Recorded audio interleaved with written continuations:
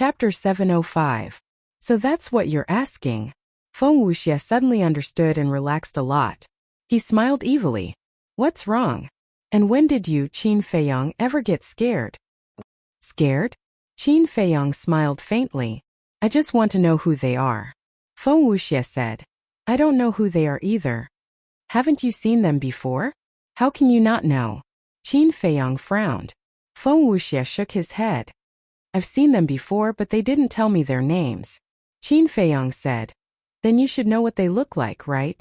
I know that, but why should I tell you? Feng Wuxie smiled evilly. You don't have to tell me. But if you don't tell me, I'll definitely go find Xuening and Xuero. Who knows what I'll do then? Qin Feiyang smiled faintly. Are you threatening me? Feng Wuxie's eyes darkened. Qin Feiyang nodded. You're right, I'm threatening you. Feng Wuxie narrowed his eyes, which flashed with a cold light. Suddenly, he smiled. Qin Feiyang is indeed Qin Feiyang. You don't even hide your threats. Okay, I'll tell you. Feng Wuxie waved his hand and his battle chi surged. Two shadows of a man and a woman quickly condensed in the void. Qin Feiyang raised his head to look, and his expression immediately stiffened. The man was in his 20s. He had a tall figure and was wearing clothes made of tiger skin. On his face there was a bright smile. He looked very bright and gave people an inexplicable sense of familiarity. The woman was wearing a mink skin. Her skin was whiter than snow, and her hair was black and beautiful. Her bright eyes were as clear as a mirror. Her whole body was filled with an ethereal aura. Both of them had extraordinary temperaments. How is this possible? Shouldn't they be in the Forgotten Land? Looking at the man and woman, Qin Feiyang muttered to himself, his eyes filled with disbelief. Seeing Qin Feiyang's expression, Feng Wuxie frowned and asked, You know them? I do. But I don't know if it's them. Is there anyone who looks so similar in this world? Qin Feiyang furrowed his brows tightly and asked, Did you meet them again when you left the 9 underworlds? No. Maybe they only landed on the other side after we left. It's also possible that they've already died in the 9 underworlds. After all, the 9 underworlds' Yellow Springs is extraordinarily dangerous, Feng Wuxie said. Dead? Qin Feiyang frowned and lowered his head to ponder. I told you to get out, didn't you hear me? Suddenly, a cold shout came faintly from outside. Qin Feiyang was slightly stunned. Wasn't that Ren Wushuang's voice? Who was she scolding? Could it be? His expression suddenly changed as he looked at Feng Wuxie and cupped his hands. Thank you for telling me goodbye. Feng Wuxie waved his hand and the stone door opened. Qin Feiyang immediately turned around and walked outside. Feng Wuxie suddenly said, Qin Feiyang, you can deal with me, but you can't hurt Xuening and Xueroa, otherwise I will not rest until you die. As long as you don't provoke me again, I don't have time to care about you. Qin Feiyang's footsteps paused. He didn't even turn his head as he spoke and left. Soon, he arrived near Ren Wushuang's cultivation room. At this moment, both sides of the corridor were packed with people, but no one said a word. They just silently looked at Ren Wushuang's cultivation room. Get out of the way. Qin Feiyang's face darkened as he shouted. Qin Feiyang. Why is he here? The crowd was stunned as they looked towards the direction of the voice. Their expressions changed drastically as they hurriedly retreated to the side with a hint of respect on their faces. Qin Feiyang strode to the door of Ren Wushuang's cultivation room and turned to look inside. Inside the cultivation room, other than Ren Wushuang and Shan Mei, there were 2 more black-clothed youths. One of them was Xing Wanli. As for the other person, Qin Feiyang had some impression of him, but he was not too familiar with him. However, it was obvious that it was Kai Yu. What do you want? Qin Feiyang shouted coldly, his eyes gloomy. Feiyang. Upon hearing Qin Feiyang's voice, the 2 girls seemed to have seen their savior and hurriedly ran behind Qin Feiyang. Qin Feiyang? Kai Yu and Xing Wanli could not help but be stunned. Xing Wanli transmitted his voice, Senior brother Kai Yu. When I was waiting over there just now, I saw Qin Feiyang walk out of this cultivation room. Kai Yu frowned and said in a low voice, So, this Qin Feiyang and Ren Wushuang's relationship is not bad? Think so. Xing Wanli secretly said. Understood. Kai Yu's eyes flashed as he looked up at Qin Feiyang and said, I've long heard of Brother Qin's name. Now that I've met you, you really live up to your reputation. Qin Feiyang said indifferently. Let's skip the pleasantries. Tell me, what do I have to do for you to let them go? Caillou said, look at what you're saying. As long as Brother Qin says the word, I'll never harass them again. What do you mean? Qin Feiyang frowned. Caillou glanced at the people on both sides and said with a faint smile, there are some words that can't be said in public. Come in and let's talk slowly. Ren Wuxuang said angrily, you really think you're the owner of this place? This is my cultivation room. If you have anything to say, go somewhere else. It's fine. Wait for me outside. Qin Feiyang waved his hand and walked into the cultivation room. Then, he half closed the stone door and looked at Caillou saying, speak. Caillou said, I believe you also know who I'm working for. I know. But I don't know, which prince are you working for? Qin Feiyang said. Caillou said, His Highness the Second Prince. So it's him. Qin Feiyang came to a sudden realization. He had quite a deep impression of this second prince. Because, apart from the first prince, the second prince was the one who schemed against him the most. Qin Feiyang said, What you want to say is that you want me to follow the second prince? That's right. As long as you follow the second prince, we'll be on the same side. At that time, not only will I not harass them, but I'll also treat them like my own sisters. Caillou said with a smile. Qin Feiyang nodded and said, in this way, both sides will be happy. It's a good idea, but what if I don't agree?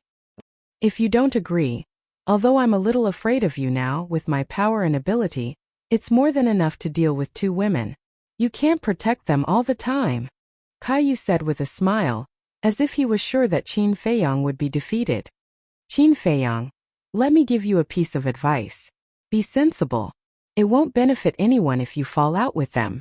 Xing Wanli sneered. Qin Feiyang glanced at Xing Wanli, then looked at Caillou and said, to be honest, I'm really not afraid of falling out with you now.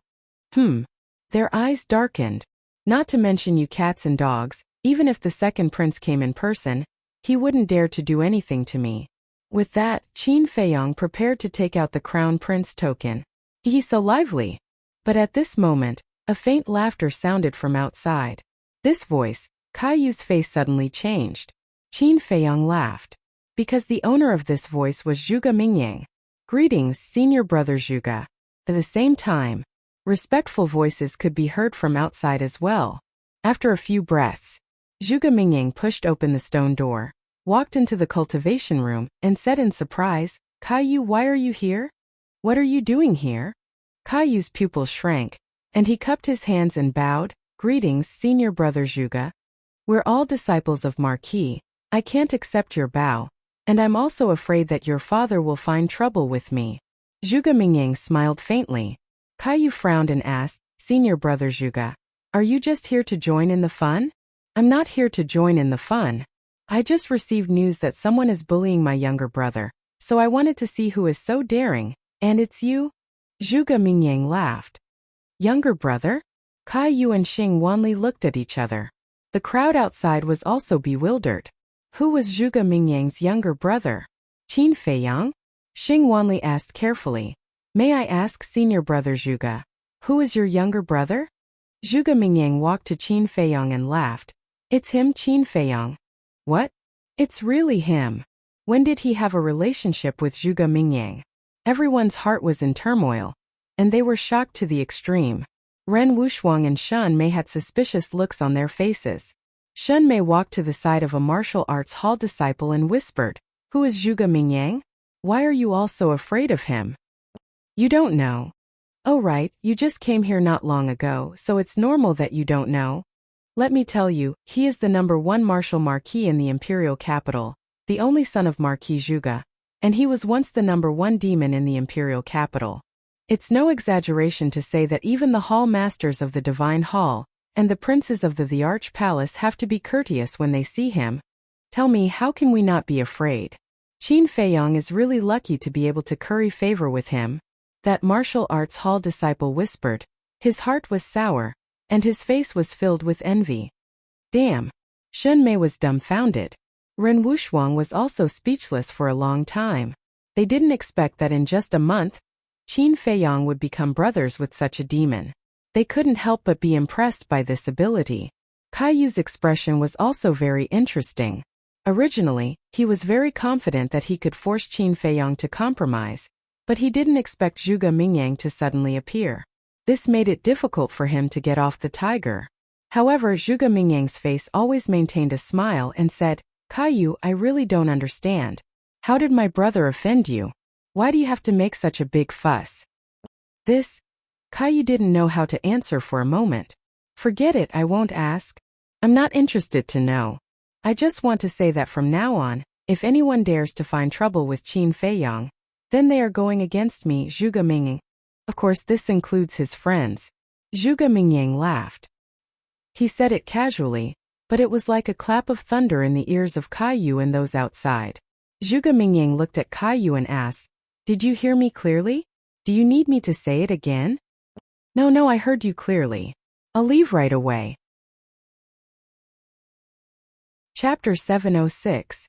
As soon as Caillou left, the crowd of onlookers also dispersed in an uproar. Soon, only Qin Feiyang and the other three were left. Qin Feiyang cupped his hands and smiled. Thank you, Brother Zhuge, for coming to our rescue. Zhuge Mingyang smiled and glanced at Ren Wuxuang and Shen Mei. Is it convenient for you to talk? Yes. Qin Feiyang nodded. Zhuge Mingyang asked, if I didn't come, would you have taken out the Crown Prince token? What else could I do? Qin Feiyang smiled bitterly. Zhuge Mingyang said, That's what I want to say. Don't tell anyone that you have the Crown Prince token. Why? Qin Feiyang was puzzled. Because of your safety. Although the Crown Prince token can protect you, it will also bring you a fatal disaster. After all, you are a great threat. If they know that you have joined the First Prince's side, they will definitely do everything possible to get rid of you. Zhuge Mingyang said. That makes sense. Qin Feiyang nodded. Of course, you don't have to worry. I have already said that. In the future, even if the First Princes want to deal with you, they will have to think twice. Zhuge Mingyang said confidently. Qin Feiyang smiled. Then I'll have to trouble you, Brother Zhuge. Please take care of me in the future. We are all friends. Don't be so polite. If you need anything in the future, just send me a message. With that, Zhuge Mingyang took out an image crystal. Qin Feiyang also took out an image crystal. After establishing the contract, Qin Feiyang put away the image crystal and said, Brother Zhuge, in your opinion, how should I reply to the 13th prince in 3 days? Zhuge Mingyang pondered for a moment and said, To be honest, I have the same idea as you. What idea? Qin Feiyang was stunned and asked. Eradicate them. A cold light flashed in Zhuge Mingyang's eyes. Qin Feiyang felt a chill in his heart. This Zhuge Mingyang was indeed bold. Zhuge Mingyang continued, If it were up to me, I'd like you to get close to the 13th prince and find an excellent opportunity. Qin Feiyang frowned and said, I don't care. The key is whether your highness agrees or not. Your highness has too many concerns. I'm afraid it will be difficult for you to make a decision in a short time. Zhuge Mingyang sighed deeply and said, But we can act first and report later. I believe that His Highness won't blame us. Qin Feiyang pondered for a moment and said with a smile, Since Brother Zhuge said so, I might as well give it a try. Zhuge Mingyang reminded him, Just try your best. Don't force yourself. Qin Feiyang nodded. Then I'll take my leave first. Zhuge Mingyang said with a smile and turned to leave. Qin Feiyang also turned and walked out of the cultivation room. Looking at Zhuge Mingyang's back, his eyes flickered. Ren Wuxuang walked up and said in a low voice, Feiyang, what are you guys talking about? You don't have to worry about this. Just focus on your cultivation. Qin Feiyang hurriedly left these words and opened the teleportation gate. He returned to Alchemy Room 701 and immediately entered the castle. Inside the ancient castle, Qin Feiyang looked at Fatso and the others and said, You guys heard Zhuge Mingyang's words, right? Tell me what you think. Lu Hong pondered for a moment and said, I feel that this might not be Zhuge Mingyang's idea, but the first princes. Qin Feiyang's eyes flashed and asked, What do you mean? Back at the Fragrant Moon Inn, from what I saw, the first prince actually had the idea of eliminating the other princes. But just as Zhuge Mingyang said, he had too many misgivings and did not dare to say it out loud. Therefore, Zhuge Mingyang's words were very likely the first prince's idea. Firstly, he wanted to use this to test your loyalty.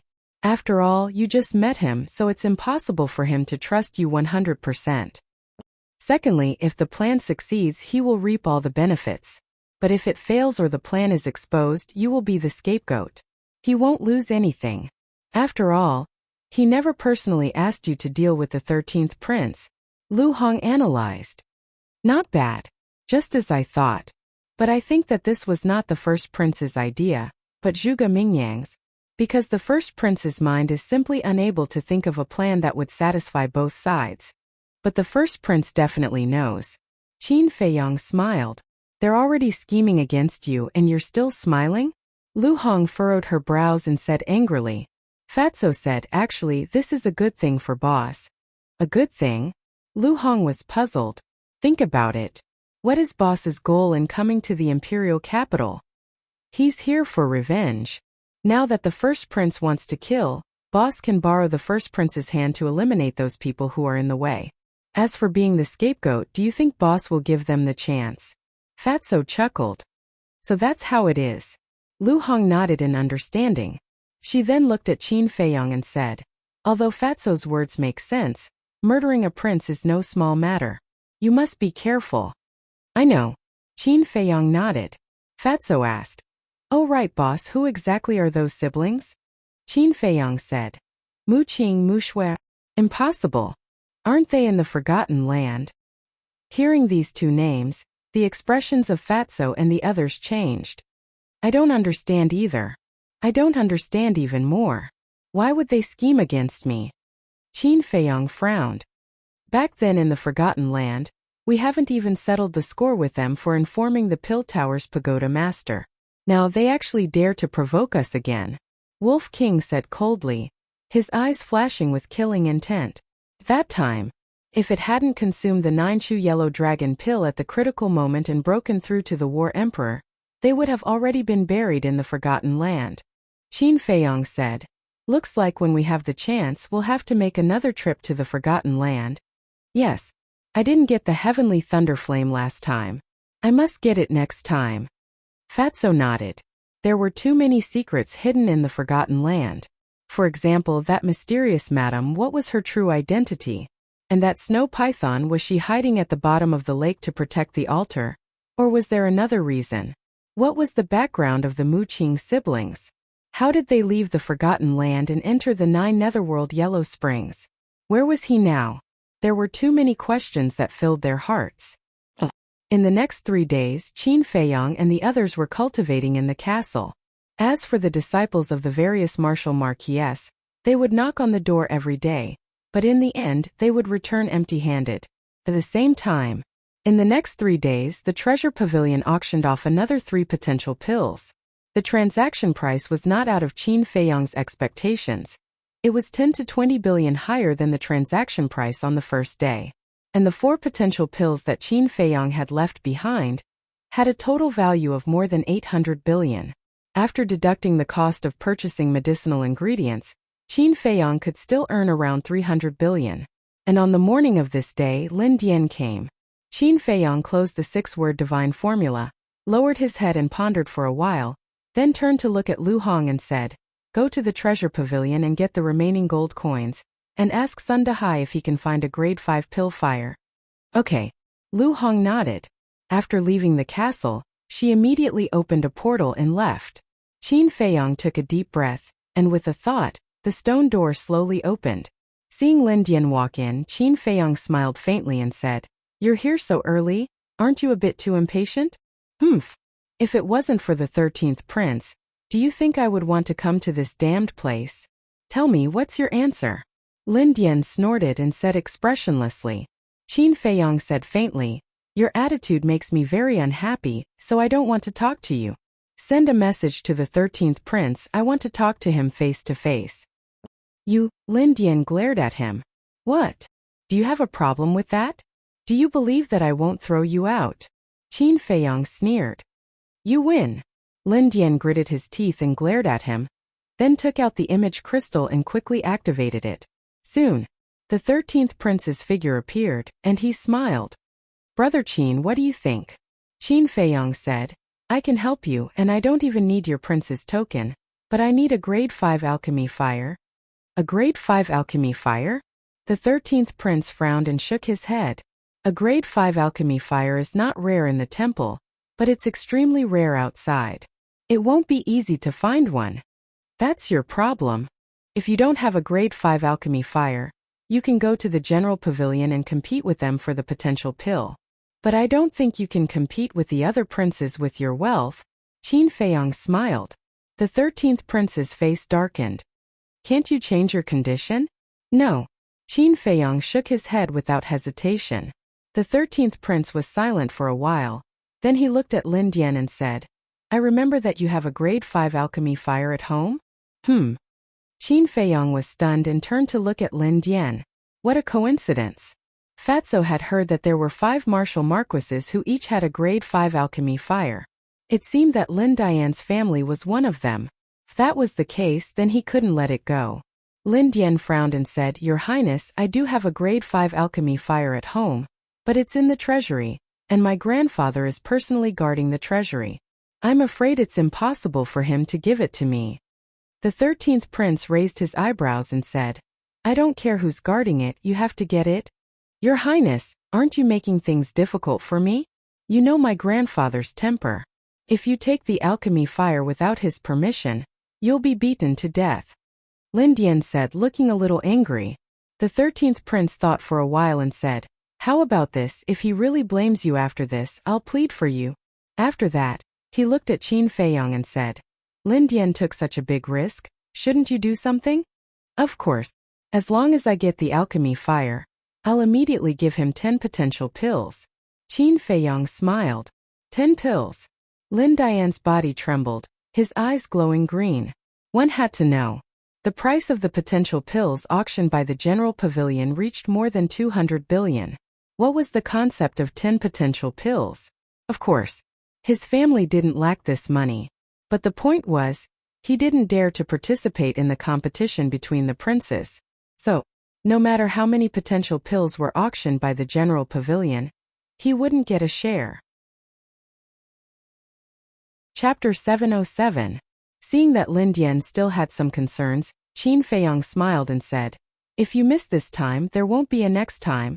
Lin Dian gritted his teeth and said, Okay, I'll think of a way to get the alchemy fire, but how do I know if you're lying to me? Qin Feiyong took out a potential pill and threw it to Lin Dian. He smiled and said, Is this enough sincerity? Lin Dian caught the potential pill. After confirming that there was no mistake, he said happily, It's enough, it's enough. Haha. The crown prince laughed and said, Brother Qin is indeed a straightforward person. Then let's meet outside the city tomorrow. Outside the city? Qin Feiyong stared blankly and asked in confusion, Why do we have to go outside the city? Opening the door of potential is not a small matter. Naturally, I have to find a secret place. That place is called the Black Dragon Pool. Only Lin Dian and I know about it. Lin Dian will tell you the coordinates. I'll see you tomorrow morning. After the 13th prince finished speaking, he turned off the image crystal. Lin Dian also put away the potential pill and said, Brother Qin, I was wrong in the past. I hope Brother Qin can forgive me. It's all in the past. Don't mention it again. Qin Feiyong smiled. Lin Dian said with shame, Brother Qin's magnanimity is really admirable. Qin Feiyong smiled faintly and said, Is the Black Dragon Pool far from the capital city? Yes. It's surrounded by barren hills. No one will come to disturb us. Lin Dian said. That's good. Qin Feiyong nodded. Then I'll go do my work. Goodbye. After Lin Dian gave the coordinates of the Black Dragon Pool to Qin Feiyong, he opened the portal and left. Outside the city, Black Dragon Pool. Qin Feiyong also lowered his head and pondered. He felt that there was something fishy about this. Wasn't it just opening the door of potential? Was there a need to go so far? Suddenly, he took out the image crystal and sent a message to Lu Hong. After a while, Lu Hong's image appeared. Qin Feiyong asked, Did you ask Sun Dahai about a 5th grade pill fire? Lu Hong said, He's still busy. I haven't seen him yet. Qin Feiyong said, Then don't ask about it later. Why? Lu Hong was stunned and looked at him in confusion. We'll talk about it when we get back. After Qin Feiyong finished speaking, he turned off the image crystal and fell into deep thought again. About half an hour passed. Lu Hong finally returned and asked suspiciously, "What's wrong?" Qin Feiyong explained in detail that the 13th prince had invited him to meet outside the city. "Something's wrong," Lu Hong said immediately. "Tell me," Qin Feiyong said. "Think about it. The capital city is so big, and the imperial palace isn't small either. There must be a secret place. Even if he doesn't want to be disturbed, there's no need for him to go outside the city, right? I have a feeling that he wants to hide something by asking you out of the city," Lu Hong speculated. Qin Feiyong pondered for a while and said, "I think he wants to get rid of me after I've outlived my usefulness." "That's completely possible," Lu Hong nodded. After Qin Feiyong helped the 13th prince open the door of potential and enter the Master of War, the 13th prince would then turn hostile and kill Qin Feiyong. This way no one would be able to refine the potential pill in the future. At that time the other princes would not be able to get the potential pill, and would not be able to open the door of potential. In the end, the throne would be in the 13th prince's bag. Because only he had opened the door of potential, the other princes had not, and the gap between them would only grow bigger. Who would be qualified to compete with him? None of these people are easy to deal with. Lu Hong sighed and said, "If the 13th prince really wants to deal with you, he will definitely set up an ambush. I think it's best if you don't go tomorrow." "I'm going," Qin Feiyong said. Lu Hong frowned and said, "You're going to die, do you know that?" Qin Feiyong's eyes flashed coldly and said, "It's hard to say who will win tomorrow." "What do you mean?" Lu Hong was surprised. "Even if he doesn't attack me tomorrow, I will attack them. Otherwise, I wouldn't have asked you to give up looking for the rank 5 pill fire," Qin Feiyong said. "So that's what you think?" Lu Hong looked at him in disbelief. If the 13th prince and Lin Dian died outside, it would definitely cause a commotion. At that time, the emperor and Lin Dian's family would definitely send people to investigate the cause of death. And the rank 5 pill fire that Lin Dian took from his family was undoubtedly the only clue. If the emperor and the Lin family found out that they were also looking for the rank 5 pill fire, they would definitely come to interrogate them. At that time, even if they could find an excuse to avoid it, they would definitely be monitored in the future. After thinking this through, Lu Hong shook her head and smiled. "You're starting to plan now, you're really good." "Not enough, I need to talk to Zhuge Mingyang." Qin Feiyong waved his hand and took Lu Hong to the castle. Early the next morning, a young man in white appeared out of thin air in front of the door of the general pavilion. When a staff member saw the young man, his eyes suddenly lit up and ran up to him with a flattering smile. "Mr. Qin, welcome to the general pavilion." "Mr. Qin? Is that Qin Feiyong?" The other staff members, as well as the customers trading in the treasure pavilion, all looked at the young man in white. "It's really Qin Feiyong." "Brother Qin, my name is Theta Wang. Nice to meet you." "Brother Qin, I'm Li Ba. May I have the honor of buying you a drink?" In an instant, everyone rushed toward Qin Feiyong. This person was indeed Qin Feiyong.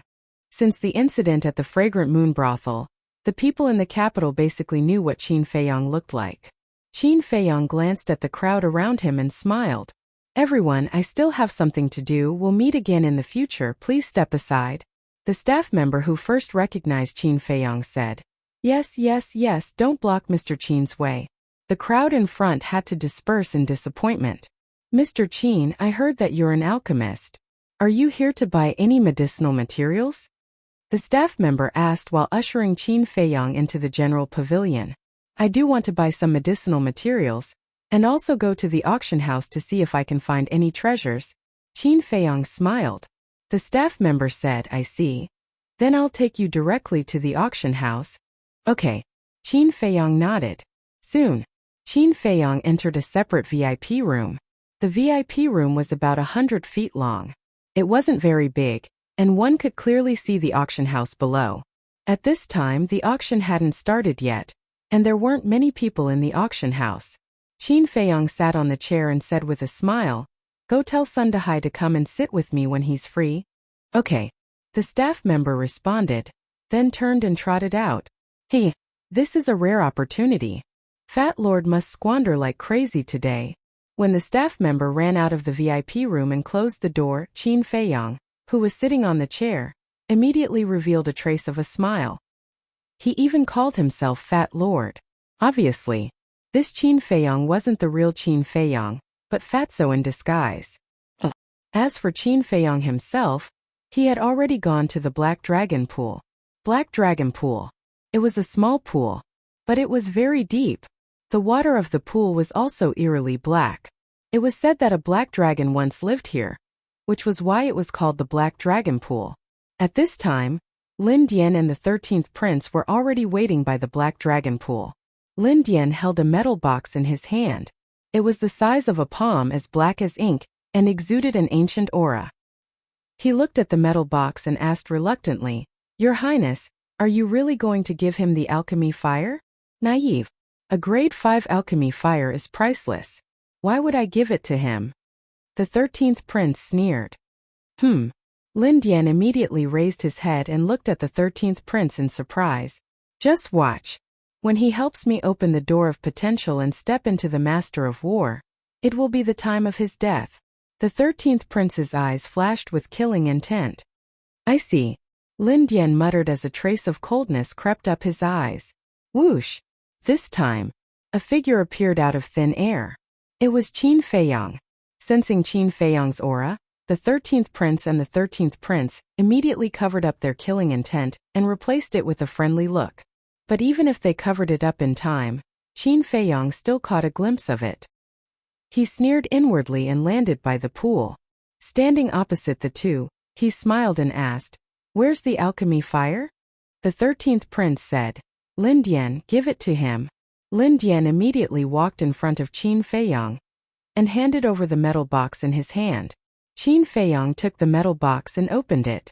A terrifyingly high temperature immediately surged out. The alchemy fire lay quietly in the metal box. It was the size of a baby's fist, dark green in color, and emitted an obscure aura. Looking at the alchemy fire, Qin Feiyang was secretly delighted. Because the alchemy fire was in a state of awakening, it meant that it was ownerless and could be devoured by the netherworld demonic flame immediately. After calming down, Qin Feiyang closed the metal box and looked at Lin Dian. "Didn't you say that your grandfather personally guarded the treasury? How did you get it?" Lin Dian said, "Don't worry about that. Give me the remaining 9 potential pills." Qin Feiyang said, "I want to know the key."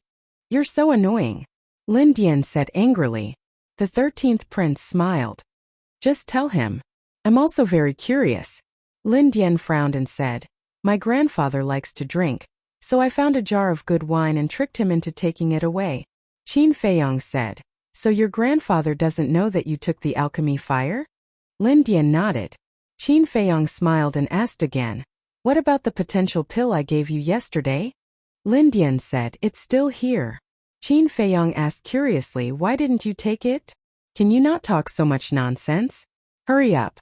Lin Dian was a little angry. "Okay, I'll give it to you right away." Qin Feiyang smiled and put away the metal box, then put his hand into his chest. Suddenly, killing intent surged in his eyes. At the same time, he pulled out his big hand from his chest. However, it was not the potential pill in his hand but the Chang Shui. How could Lin Dian have expected such a change? Qin Feiyang held pale snow in his hand and directly pierced his heart with a saber. Lin Dian could not help but scream in pain. If you had taken that potential pill yesterday, you could have had a taste of opening the door of potential before you died. Unfortunately, you don't have the chance now. Qin Feiyang laughed and pulled out the Chang Shui. An arrow of blood spurted out from Lin Dian's heart. "You..." Lin Dian raised his hand and pointed angrily at Qin Feiyang. However, before he could say anything, Qin Feiyang raised his arm again. The Chang Shui was like a graceful swan, instantly cutting off Lin Dian's throat. Immediately, Lin Dian covered his neck and stared at Qin Feiyang with hatred, then fell backward. Chapter 708. Seeing this, the 13th prince was dumbfounded. Lin Dian had been killed? Suddenly, he looked up at Qin Feiyang and roared, "Do you know what you're doing?" "Of course I know. I also know what you're trying to do." Qin Feiyang faintly smiled. The 13th prince's heart skipped a beat. Qin Feiyang said, if I'm not wrong, there should be other people hiding nearby, right? You. The 13th prince looked at him in disbelief. Looks like I'm right. Tell them to come out. They're the guards of the princes. Don't you think it's embarrassing to hide? Qin Feiyang sneered. Haha, Qin Feiyang. Oh Qin Feiyang, I like you more and more. If you follow me, you won't have to worry about anything. Unfortunately, you've chosen a path of no return. The 13th prince laughed out loud, and his face was filled with disdain. Dong! Before he finished speaking, the calm black dragon pool suddenly splashed water everywhere. Two burly men jumped out of the water and landed behind the 13th prince. Both of them were tall, and their upper bodies were exposed. Their bronze chest muscles were filled with explosive power. You're indeed the 13th prince's men. Qin Feiyang looked at the two with a gloomy gaze. Whether it was their figure or aura, they were exactly the same as the two black-robed men in the fragrant moon brothel. The two didn't speak, but their faces were cold. I really can't bear to kill you. Follow me. When I become the emperor, I promise to make you the imperial advisor of the great Qin Empire. At that time you'll be second only to one and above all. How impressive will that be? The 13th prince said in high spirits. He felt as if the emperor's throne was already in his bag. Second only to one and above all. Qin Feiyang shook his head and smiled. I can't refuse such tempting conditions. Then agree. Because only by agreeing can you keep your life and have everything. The 13th prince chuckled. Qin Feiyang glanced at the two men and asked with a smile, are you so confident that you can kill me? These two guards of mine are both from the 9 Stars War sect. What do you think? The 13th prince joked. 9 Stars War sect. Qin Feiyang's pupils shrank. Sure enough, they were two terrifying experts. However, he had come prepared. Brother Zhuge, come out. Following his words, a short mountain behind him collapsed, causing a cloud of dust to rise into the air. Whoosh! Zhuge Mingyang dashed out of the dust cloud along with a piercing sound, and landed beside Qin Feiyang like a lightning bolt. Zhuge Mingyang. The 13th prince's expression changed. The two guards also turned pale with fright. Why is Zhuge Mingyang here? Could it be that Qin Feiyang had already submitted to the first prince? Your Highness, sorry for the offense. Zhuge Mingyang cupped his hands and smiled. His aura erupted as he took a step towards the 13th prince. He directly attacked, straightforward and nimble. How dare you? The two guards were furious as they stood in front of the 13th prince. Their auras surged and shook the mountains and rivers. Seeing this, Zhuge Mingyang's eyes flashed as he smiled and said, Brother Qin, I'll take care of these two. As for the 13th prince, I'll leave it to you. Following that, he waved his hand and a golden battle chi roared out. It forcefully swept away the two burly men and disappeared into the horizon like lightning. So strong! Qin Feiyang muttered. Judging from his aura, Zhuge Mingyang was also a 9 Stars War sect, but his battle strength was much stronger than the two burly men, as expected of the number 1 genius of the imperial capital. And Zhuge Mingyang's intention was also quite obvious. With his strength, he was completely capable of killing the three of them. There was no need for him to take the two burly men away. He did this because he wanted Qin Feiyang to kill the 13th prince with his own hands. In this way, Qin Feiyang would have no choice but to accompany the first prince to the end. Of course, Qin Feiyang didn't care about any of this. He withdrew his gaze and looked at the 13th prince, only to see that the 13th prince's face was filled with panic. Qin Feiyang smiled faintly and said, You didn't expect Zhuge Mingyang to appear, did you? You. The 13th prince looked at Qin Feiyang in panic. His throat seemed to be blocked by something and he couldn't say what he wanted to say for a long time. Qin Feiyang said, You want to ask why we're working together? The 13th prince nodded. Let me show you something and you'll know. Qin Feiyang took out the crown prince's token. The crown prince's token. Seeing this, the 13th prince's body trembled. He finally understood. As expected, Qin Feiyang had already sided with the first prince. Qin Feiyang put away the crown prince's token and shook his head with a smile. I have to say that you're really stupid. Why don't you think about it?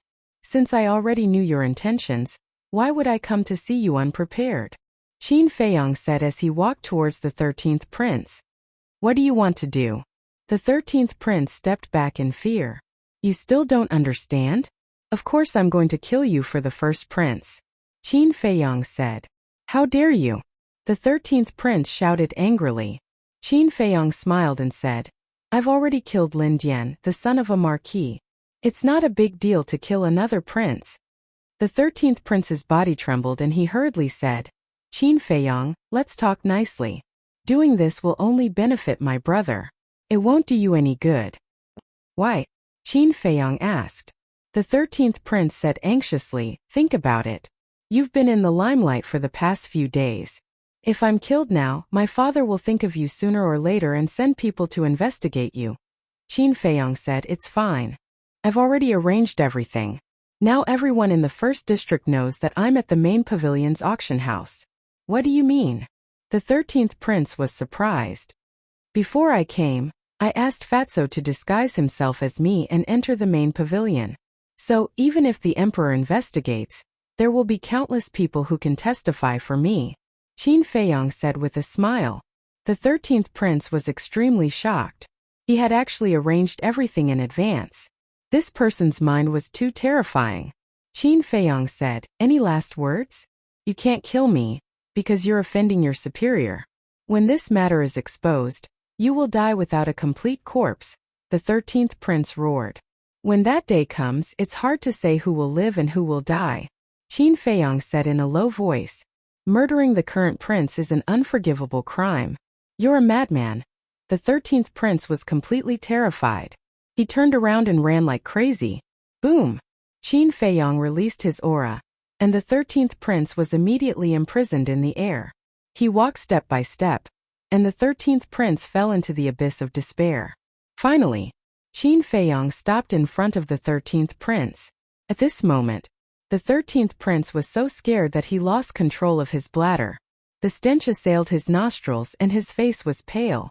Qin Feiyang said, If you don't have any last words, I'll tell you a secret. What secret? The 13th prince asked in a trembling voice.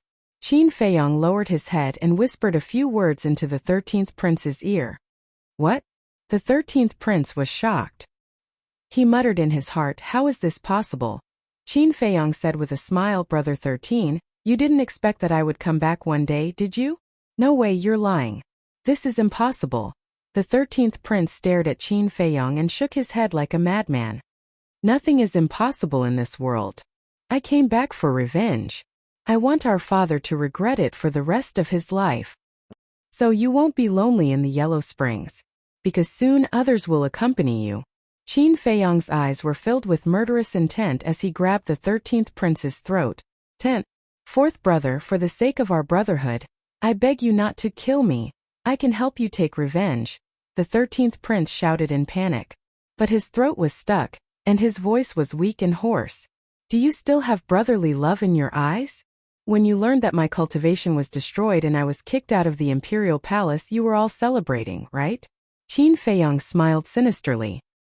He exerted force with his 5 fingers and broke the 13th prince's neck. Arg! The 13th prince screamed and died on the spot. Next, Qin Feiyang loosened his grip and the 13th prince fell to the ground. Looking at the 13th prince's body, there was a trace of pain in his eyes. It wasn't because of the 13th prince's death. It was because he remembered what happened more than 10 years ago and the pain and despair he suffered in the 5 years in the Iron Ox town. Boom! Crack! In the distance, the sound of battle was endless. But Qin Feiyang didn't seem to hear it. After a while, the sound of battle finally stopped. Zhuge Mingying carried the 2 corpses as he flew through the air and landed beside Qin Feiyang. He sized up the 13th prince and Lin Dian's corpses and remained silent for a moment. After a while, he threw the 2 bodies next to the 13th prince and patted Qin Feiyang's shoulder. Don't worry. No one will know. Do I look like I'm worried? Qin Feiyang smiled faintly. Seeing the smile on Qin Feiyang's face, Zhuge Mingying couldn't help but laugh. Then, he opened a portal and said, I'm going to report this to the first prince. Don't stay here for too long. Qin Feiyang nodded and asked, What do you want to do with their bodies? I'll throw them out of the city and let the people from the imperial palace and the Lin family collect their bodies. After all, one of them is a prince and the other is the son of a marquis. We can't just leave their bodies in the wilderness. Zhuge Mingyang smiled.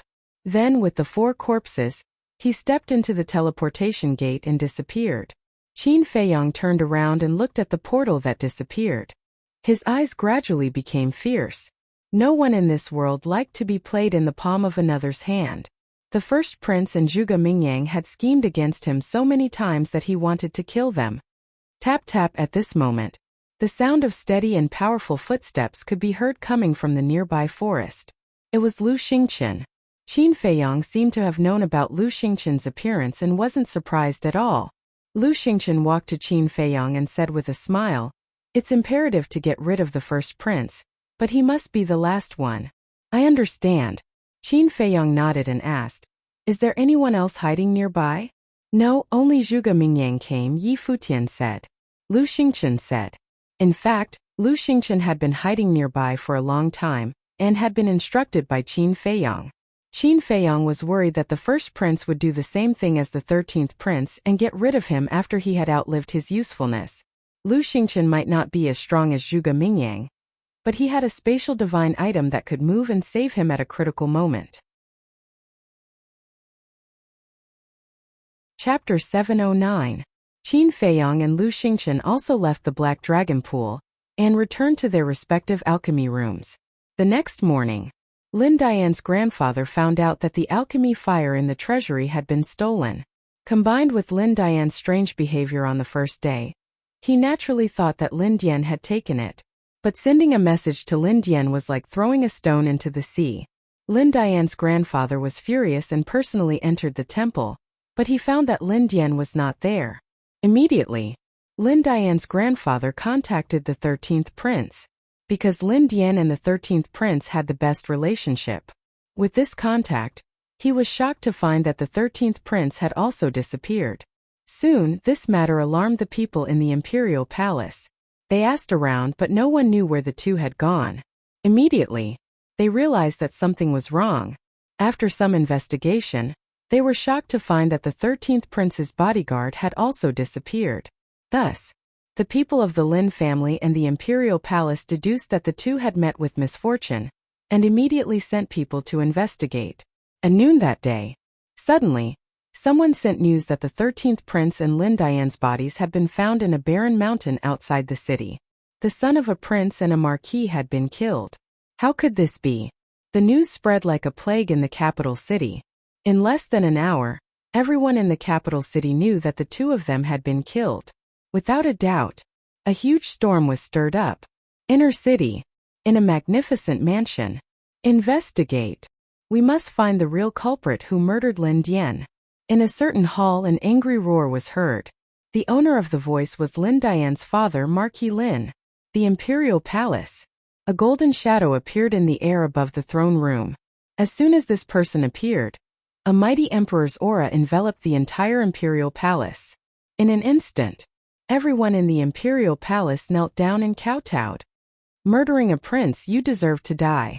Commander, I order you to investigate this matter thoroughly and find the real culprit," the golden shadow said faintly, filled with a great majesty. Whoosh!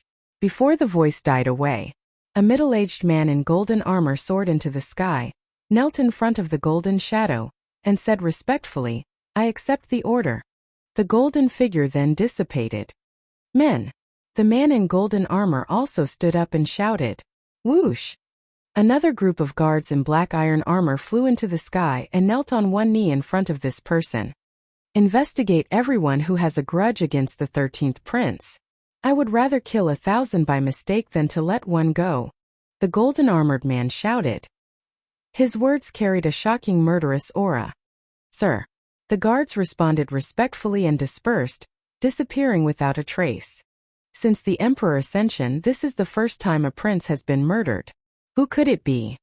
Who has the guts to do that? The golden-armored man frowned and also disappeared without a trace. Before the 13th prince palace, palace's palace. To the imperial palace, to the palace. As for the various martial marquis government, they also gave their own disciples a death order. because they could see the Tian Palace was the capital palace evening. 2 guards in black iron armor appeared in the sky above the Pill Palace. They did not hide their powerful aura at all. The white-haired old man who was guarding the Pill Palace hurriedly ran to the center of the square and bowed. "Greetings, lords." The disciples of the Pill Palace bowed and did not even dare to breathe loudly. Whoosh! The 2 of them landed on the square and said expressionlessly, "Bring us to see Qin Feiyang." Qin Feiyang? The white-haired old man was slightly stunned. He cupped his hands and said, "May I ask, why are you looking for Qin Feiyang?" One of them frowned and said, "Are you qualified to ask about the invincible Black Army's matters?" No. Lords, please follow me." The white-haired old man shrunk his neck and quickly brought the 2 of them into the Pill Palace. "Strange, why is the invincible Black Army looking for Qin Feiyang? Did he do something wrong? It shouldn't be. Qin Feiyang has been cultivating in the alchemy room. How could he do something wrong? I heard that the invincible Black Army is investigating the death of the 13th Prince and Lin Dian. They are here to look for Qin Feiyang. Could it be related to Qin Feiyang? Impossible. Qin Feiyang is just a bumpkin from the spiritual state. He doesn't have the guts to do something like this." The disciples who gathered on the square were discussing in low voices. In the alchemy room, Qin Feiyang was copying the kill formula in the castle. Dong! Suddenly, someone knocked on the door. "Qin Feiyang, the invincible Black Army is here to question you. Come out." The white-haired old man's voice also echoed in the castle. Invincible Black Army. Qin Feiyang's arm trembled. Fatso opened his eyes and asked, "Boss, what is the Invincible Black Army?" The Invincible Black Army is responsible for maintaining order in the Imperial Palace. Every one of them is extremely powerful. They are also known as the Imperial Guards. And the commander of the Invincible Black Army is one of the Emperor's confidants. Since the Invincible Black Army is here, it means that the 13th Prince's death has alerted the Emperor. Qin Feiyang said. Fatso reminded him, "Then you have to be careful. Don't worry. They haven't found any evidence yet. Otherwise, they wouldn't be here to question you but to arrest you." Qin Feiyang sneered and left the castle. With a thought, the stone door of the alchemy room slowly opened. The white-haired old man led the 2 people into the alchemy room and pointed at Qin Feiyang. "He is Qin Feiyang." He then looked at Qin Feiyang and said, "Following this, you must honestly answer every question that the 2 lords ask." "I understand." Qin Feiyang nodded and looked at the 2 black-armored guards. He cupped his hands and said, "Please enlighten me." One of them said, "Do you know that the 13th Prince and Marquis Lin's son, Lin Dian, were murdered?" Qin Feiyang was slightly surprised and said, "How is that possible? Who dares to murder them?" "You don't know?" The 2 frowned. "I have been cultivating in seclusion. That's why I only know now." "Sirs, when did they die? Where did you find them?" Qin Feiyang was surprised. "Outside the city. Judging from the wounds on their bodies, they should have been killed yesterday morning." One of them said, "Outside the city? Then how can you be sure that they were murdered? What if they died under the claws of a beast?" Qin Feiyang frowned. "If they were killed by a beast, they would have asked us for help. And they didn't send any signal for help before they died. Moreover, His Highness the 13th Prince had 2 guards with him. Both of them were from the 9-star battle sect. And there were no such strong beasts in the place where they were killed. It's enough to see that they were murdered. Also, we didn't find any traces of battle at the scene, so we concluded that the murderer was an acquaintance of theirs. Kill them when they were unprepared." The 2 black-armored guards said. Qin Feiyang suddenly said, "So it's like that. Then who is it? How dare they?" "That's why we came to find you. According to our investigation, they had the most contact with you before they died. And there is a big grudge between you 2. So we have reason to suspect that you might be the real murderer." The 2 black-armored guards said in a deep voice, their eyes flashing with a cold light. "Me?" Qin Feiyang pointed at his nose and said in fear, "My 2 lords, this is a crime of beheading. You can't talk nonsense." One of them said, "Well, let me ask you, where were you yesterday?" "I was in the Treasure Pavilion's General Pavilion all day yesterday." Qin Feiyang said. "Are you sure?" Do you know what the consequences of lying to us will be? The two guards' eyes were filled with hostility. I'm sure. If you don't believe me, you can go to the general pavilion to investigate, Qin Feiyang said. Okay, come with us to the general pavilion. One of them waved his hand and opened a teleportation door. Okay. Qin Feiyang nodded and stepped into the teleportation door. So straightforward? Is it really not him? The two guards looked at each other and followed him in. General pavilion. In the study room. As it was already evening and the auction was over, Sun Dahai was sitting at his desk, burying his head in the accounts. Suddenly, he sensed 3 auras in the study room. He immediately looked up and saw Qin Feiyang standing in front of him. His old face was full of smiles and he got up to greet him. But when he saw the 2 guards behind Qin Feiyang, his face suddenly changed and he hurriedly said, "Greetings, my 2 lords." One of them said, "We came to the general pavilion to investigate the death of the 13th prince and Lin Dian." Sun Dahai's heart skipped a beat. He walked in front of the 3 and looked suspiciously at Qin Feiyang. He then looked at the 2 guards and said with a smile, "Ask away." According to Qin Feiyang, he was in the general pavilion yesterday. Is that true? Don't lie to us, because we are under the emperor's order to thoroughly investigate this matter. The 2 said. We wouldn't dare. Sun Dahai hurriedly waved his hand and said, Qin Feiyang was indeed in the general pavilion yesterday, and didn't leave until evening. The 2 guards frowned. One of them asked, "Why did you come to the general pavilion yesterday?" Qin Feiyang said, "Of course I'm here to buy medicinal herbs." The man frowned and said, "Then why do you need an entire day?" My 2 lords, forgive this junior for saying something offensive, but this question is strange. I think it's my freedom to stay here for as long as I want, right? If you suspect that this junior killed them, you have to pay attention to the evidence. Moreover, you also said that the guards beside the 13th prince are 9-star war masters, and this junior is only a 2-star war master. Do I have the ability to do so? Qin Feiyang said in a neither servile nor overbearing manner. The 2 of them stared at Qin Feiyang for a long time without saying a word. Seeing that Qin Feiyang did not show any signs of lying, they looked away. One of them cupped his hands and said, "Sorry to disturb you. It's fine. If you have any questions in the future, feel free to find this junior. This junior will definitely cooperate with you." Qin Feiyang said with a faint smile. "All right. Then I'll take my leave." Chapter 7:10. Seeing the portal disappear in front of him, Qin Feiyang also secretly breathed a sigh of relief. Although his expression didn't change during the whole process, he was actually quite nervous. Because the people of the Invincible Black Army were good at observing people's body language, the slightest mistake would be discovered by the other party. Therefore, he had to be absolutely sure. Sun Dahai also wiped his cold sweat and asked suspiciously, "Brother Qin, what's going on? Why did they suspect you?" Although he was the steward of the general pavilion and had a high position, he was still quite afraid of the Invincible Black Army, because the Invincible Black Army was directly under the jurisdiction of the emperor. Qin Feiyang smiled bitterly. "It's because I've been too ostentatious recently." Ostentatious? Sun Dahai was stunned and then shook his head and laughed. Indeed, because of the potential pill, Qin Feiyang was like a comet, rapidly rising in the imperial capital. And it was a famous saying that there were many troubles when one was popular. Therefore, some troubles were inevitable. Suddenly, a bright light flashed in Sun Dahai's eyes. He chuckled and said, "Although this is just a misunderstanding, I'm the one who helped you out. Shouldn't I express my gratitude?" Qin Feiyang's face twitched. This old man really knew how to take advantage of the situation.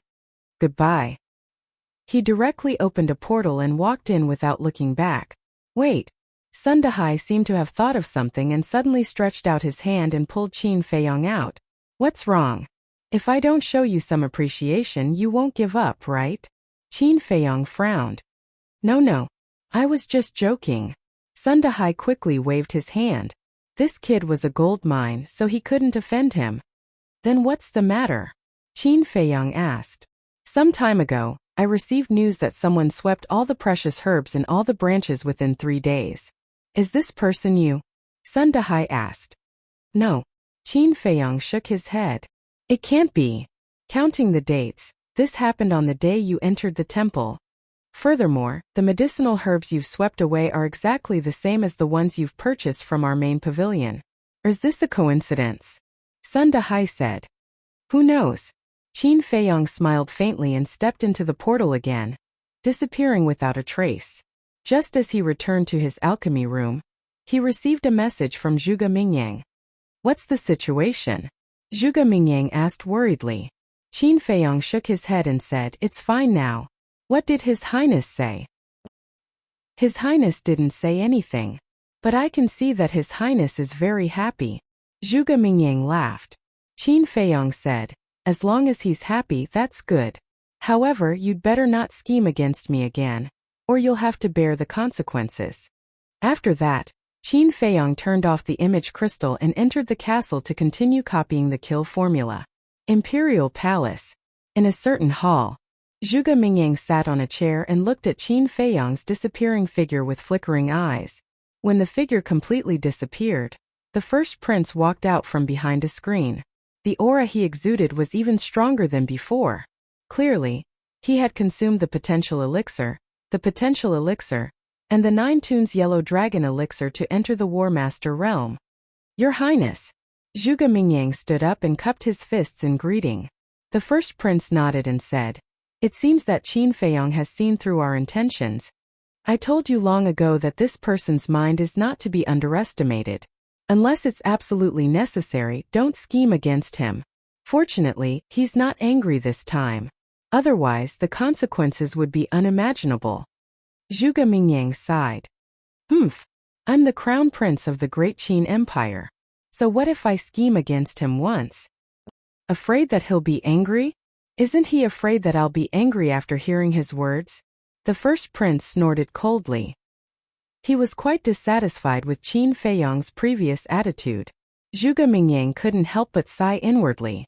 It seemed that after opening the door of potential and stepping into the War Master realm, the first prince was a little arrogant.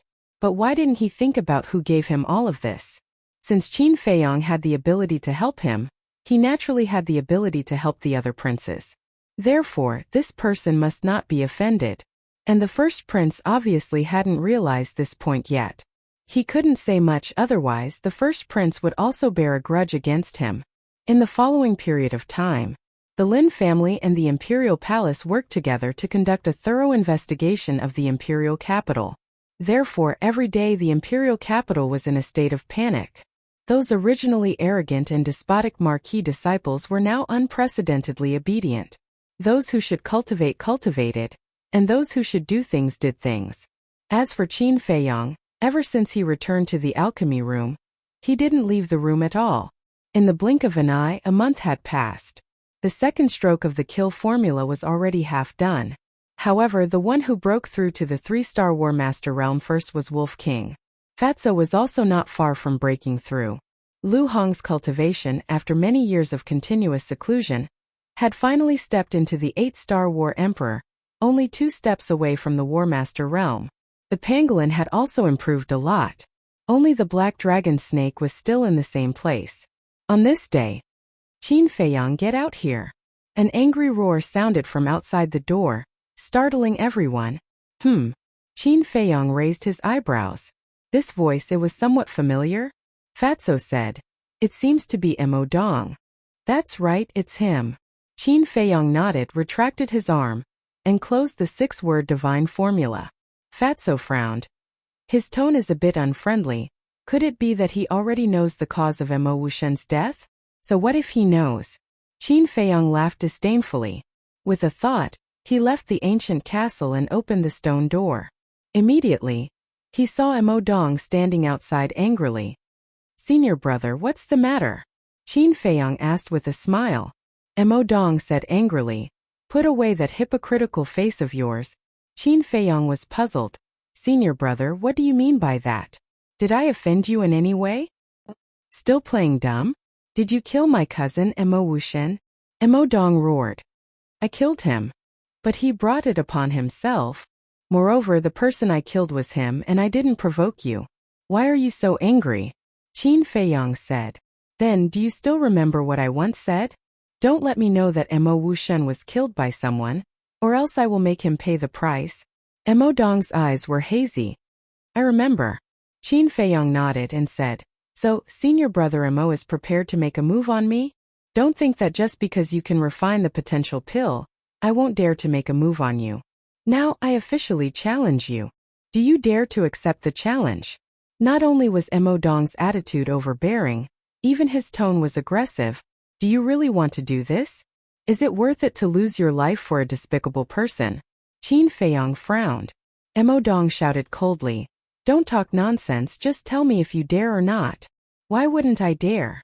Qin Feiyong smiled faintly and said, but I want to ask first, who told you? If you beat me, I'll tell you. Mo Dong said. Qin Feiyong said, then let's go. Although the temple had rules that forbade private fights, as long as both sides agreed, they could go to the fighting arena to settle their grudges. Moreover, even if he killed the other party, no one would pursue the matter. The fighting arena was located between the Pill Hall and the Martial Arts Hall. It was a plaza with a diameter of more than 10 miles. Basically, people would settle their personal grudges here every day.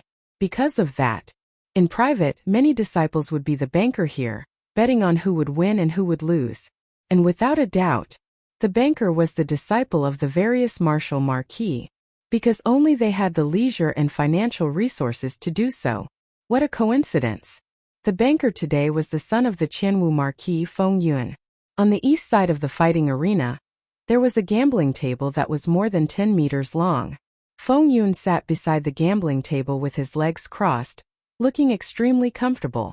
Beside Feng Yun, there were more than 10 disciples who were counting the bets on the gambling table. These people were naturally Feng Yun's followers. As for the bets, there were gold coins, medicinal herbs, pills, etc. A moment later, Qin Feiyong and Mo Dong both walked into the fighting arena. It's Qin Feiyong. Why did he come to the fighting arena? Just now, a Pill Hall disciple sent me a message, saying that Mo Dong wants to challenge him. Who is Mo Dong? It should be the one beside him. I don't have any impression of him. Seems like he's just a small fry. A small fry dares to challenge Qin Feiyong. He really doesn't know what's good for him. Look at what you're saying, it's as if Qin Feiyong is very amazing. Although Qin Feiyong can refine the potential pill, his cultivation is only at the 2-star war ancestor level. And the aura that Mo Dong is emitting is that of a 3-star war ancestor. Indeed, the potential pill can't explain everything. Strength is the king. It's hard to say who will win and who will lose in this challenge. Upon seeing Qin Feiyong and Mo Dong, the disciples gathered around the fighting arena began to whisper. At the same time, Feng Yun, who was sitting beside the gambling table, also had a cold glint in his eyes. In the arena, there were also 2 people dueling at this moment. Both of their strengths were 3-star war ancestor level. It was very exciting, but at this moment no one paid attention to them. Their attention was all on Qin Feiyong. At the same time, Qin Feiyong also noticed Feng Yun. However, he only glanced at him hurriedly before moving his gaze away. He looked at the 2 people fighting in the arena with interest. This action undoubtedly made Feng Yun even more angry. No matter what, he was still the son of a martial marquis and the controller of the first floor of the Pill Hall. Shouldn't he at least greet him when he saw him? He turned his head to look at the person beside him and said, "Go and invite Qin Feiyong over." The word invite was said with gritted teeth. That follower smiled flatteringly and immediately ran towards Qin Feiyong. On the other side of the crowd, there was a face that Qin Feiyong was very familiar with. It was Wan Qiu. At this moment he was also looking at Qin Feiyong with a cold smile. Soon, that follower ran to Qin Feiyong's side and smiled flatteringly. "Senior apprentice brother Qin, senior apprentice brother Feng Yun invites you over." This person's cultivation was the same as Qin Feiyong. They were both 2-star war ancestor level. But facing Qin Feiyong, who was at the peak of his power, he didn't dare to be as arrogant as Feng Yun. Qin Feiyong looked at Feng Yun indifferently and said, "Tell him that if he wants me to go over, he should come and invite me over himself." That follower didn't know what to do. When he said those words, Qin Feiyong did not deliberately lower his voice. Thus, the surrounding people all heard him. Chapter 7:11. To actually let the son of a Marshal Marquis personally invite him? After these few months of understanding, they all knew that Qin Feiyang was a very arrogant person, but they never thought that he would be arrogant to such an extent. At the same time, Feng Yun also suddenly stood up and stared angrily at Qin Feiyang. However, Qin Feiyang completely ignored him. One of them said in a low voice, "Senior brother Feng, since he doesn't give you any face, do you want us to go and take care of him?" Feng Yun said angrily. "He has Zhuge Mingyang as his backer. What are you going to use to take care of him?" That person immediately lowered his head with a face full of panic. Just hearing about Zhuge Mingyang scared him to this extent. What a waste. Feng Yun snorted coldly, slightly sorted out his state of mind, and walked towards Qin Feiyang. He actually went to personally invite him? Seeing this, the surrounding people all felt that it was inconceivable. Everyone knew that Qin Feiyang had Zhuge Mingyang as his backer. But Feng Yun was still the son of a Marshal Marquis, so there was no need for him to be so spineless, right? Walking forward, Feng Yun cupped his hands and smiled. "Brother Qin, why are you free to come to the fighting arena today?" A moment ago, he still had an angry look on his face, but now, he had become amiable and approachable. The speed at which he turned hostile made even the surrounding crowd sigh. Qin Feiyang also pulled out a smile and said, "Isn't Brother Feng asking the obvious?" Feng Yun glanced at Mo Dong, then looked at Qin Feiyang and laughed. "What a coincidence today, it's Brother Qin's first time in the fighting arena, and it's my turn to be the banker. I wonder if Brother Qin can give me some face and place a bet." Brother Feng's face, how could I not give it? Qin Feiyang laughed. Feng Yun looked at Mo Dong again and asked, "Brother, are you interested in gambling as well?" "Of course." Mo Dong nodded, turned around and walked towards the gambling table. Feng Yun smiled brightly, retreated to the side, and extended his hand. "Brother Qin, please." "Please," Qin Feiyang said with a smile. Seeing the two of them chatting and laughing as they walked towards the gambling table like old friends, the surrounding people couldn't help but look at each other. Were all these big shots so fickle? Mo Dong came to the gambling table and placed his Cosmos sack on the table. He said, "This is all I have. I'm betting on myself." Ugh! Feng Yun was astonished, then he smiled and said, "Looks like Brother Mo Dong is very confident in himself. What about you, Brother Qin?" "Me?" Qin Feiyang smiled faintly and was about to speak. But at this moment, Feng Yun suddenly moved closer to Qin Feiyang's ear and said, "How about this, let's make a bet."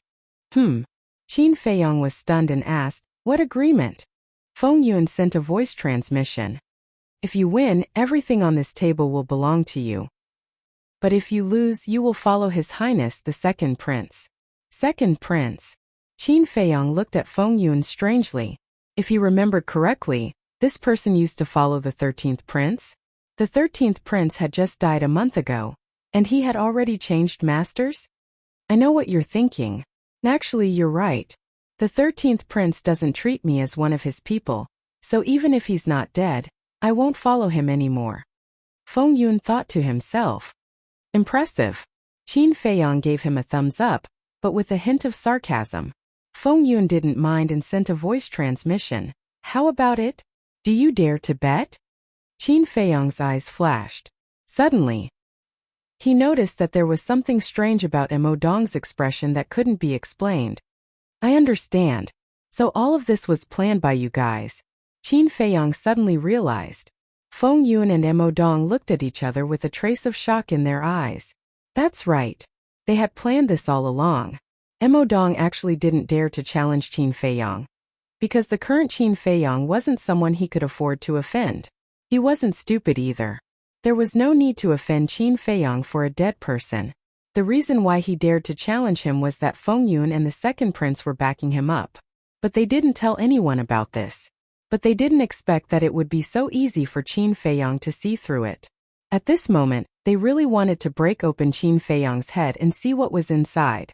Looking at their expressions, Qin Feiyang knew that he had guessed correctly. He sighed. "I have to admit, you guys really put in a lot of effort." Feng Yun asked secretly, "Then are you going to bet or not?" "Why wouldn't I bet on such a good thing? But if I win, I don't want your so-called wealth." as long as you kneel down and kowtow to me in front of everyone in the fighting arena, Qin Feiyong said as he looked at Feng Yun. Furthermore, this sentence was not said through sound transmission. Everyone around could hear it clearly. He actually wants to kowtow? What are they betting on? The stakes are so high. Everyone was bewildered. Feng Yun's face also darkened. Qin Feiyong said it in front of everyone. It was obvious that he wanted to embarrass him. Mo Dong looked at Qin Feiyong with disdain and sent a sound transmission. Senior brother Feng, don't be afraid, I have confidence. Really? Feng Yun asked secretly. Definitely win. Mo Dong replied without hesitation, full of confidence. All right. I'll believe you this time. But if you lose, even if Qin Feiyong doesn't kill you, I will. Feng Yun secretly said. Then looked at Qin Feiyong and said, all right, I'll bet with you. Following that, he raised his head and looked at the two people fighting in the arena, and shouted, hurry up, don't delay this young master's business. When the two of them heard this, their necks immediately shrunk. They simply stopped fighting and left the fighting arena. At least you know what's good for you. Feng Yun sneered and looked at Qin Feiyong and Mo Dong. The two of you go on stage. Mo Dong stepped on the ground, leaped high into the air, and landed on the fighting arena. He then turned around and looked at Qin Feiyong provocatively. Qin Feiyong smiled faintly without any fancy movement technique. He walked onto the fighting arena step by step. Everyone, this is a rare opportunity.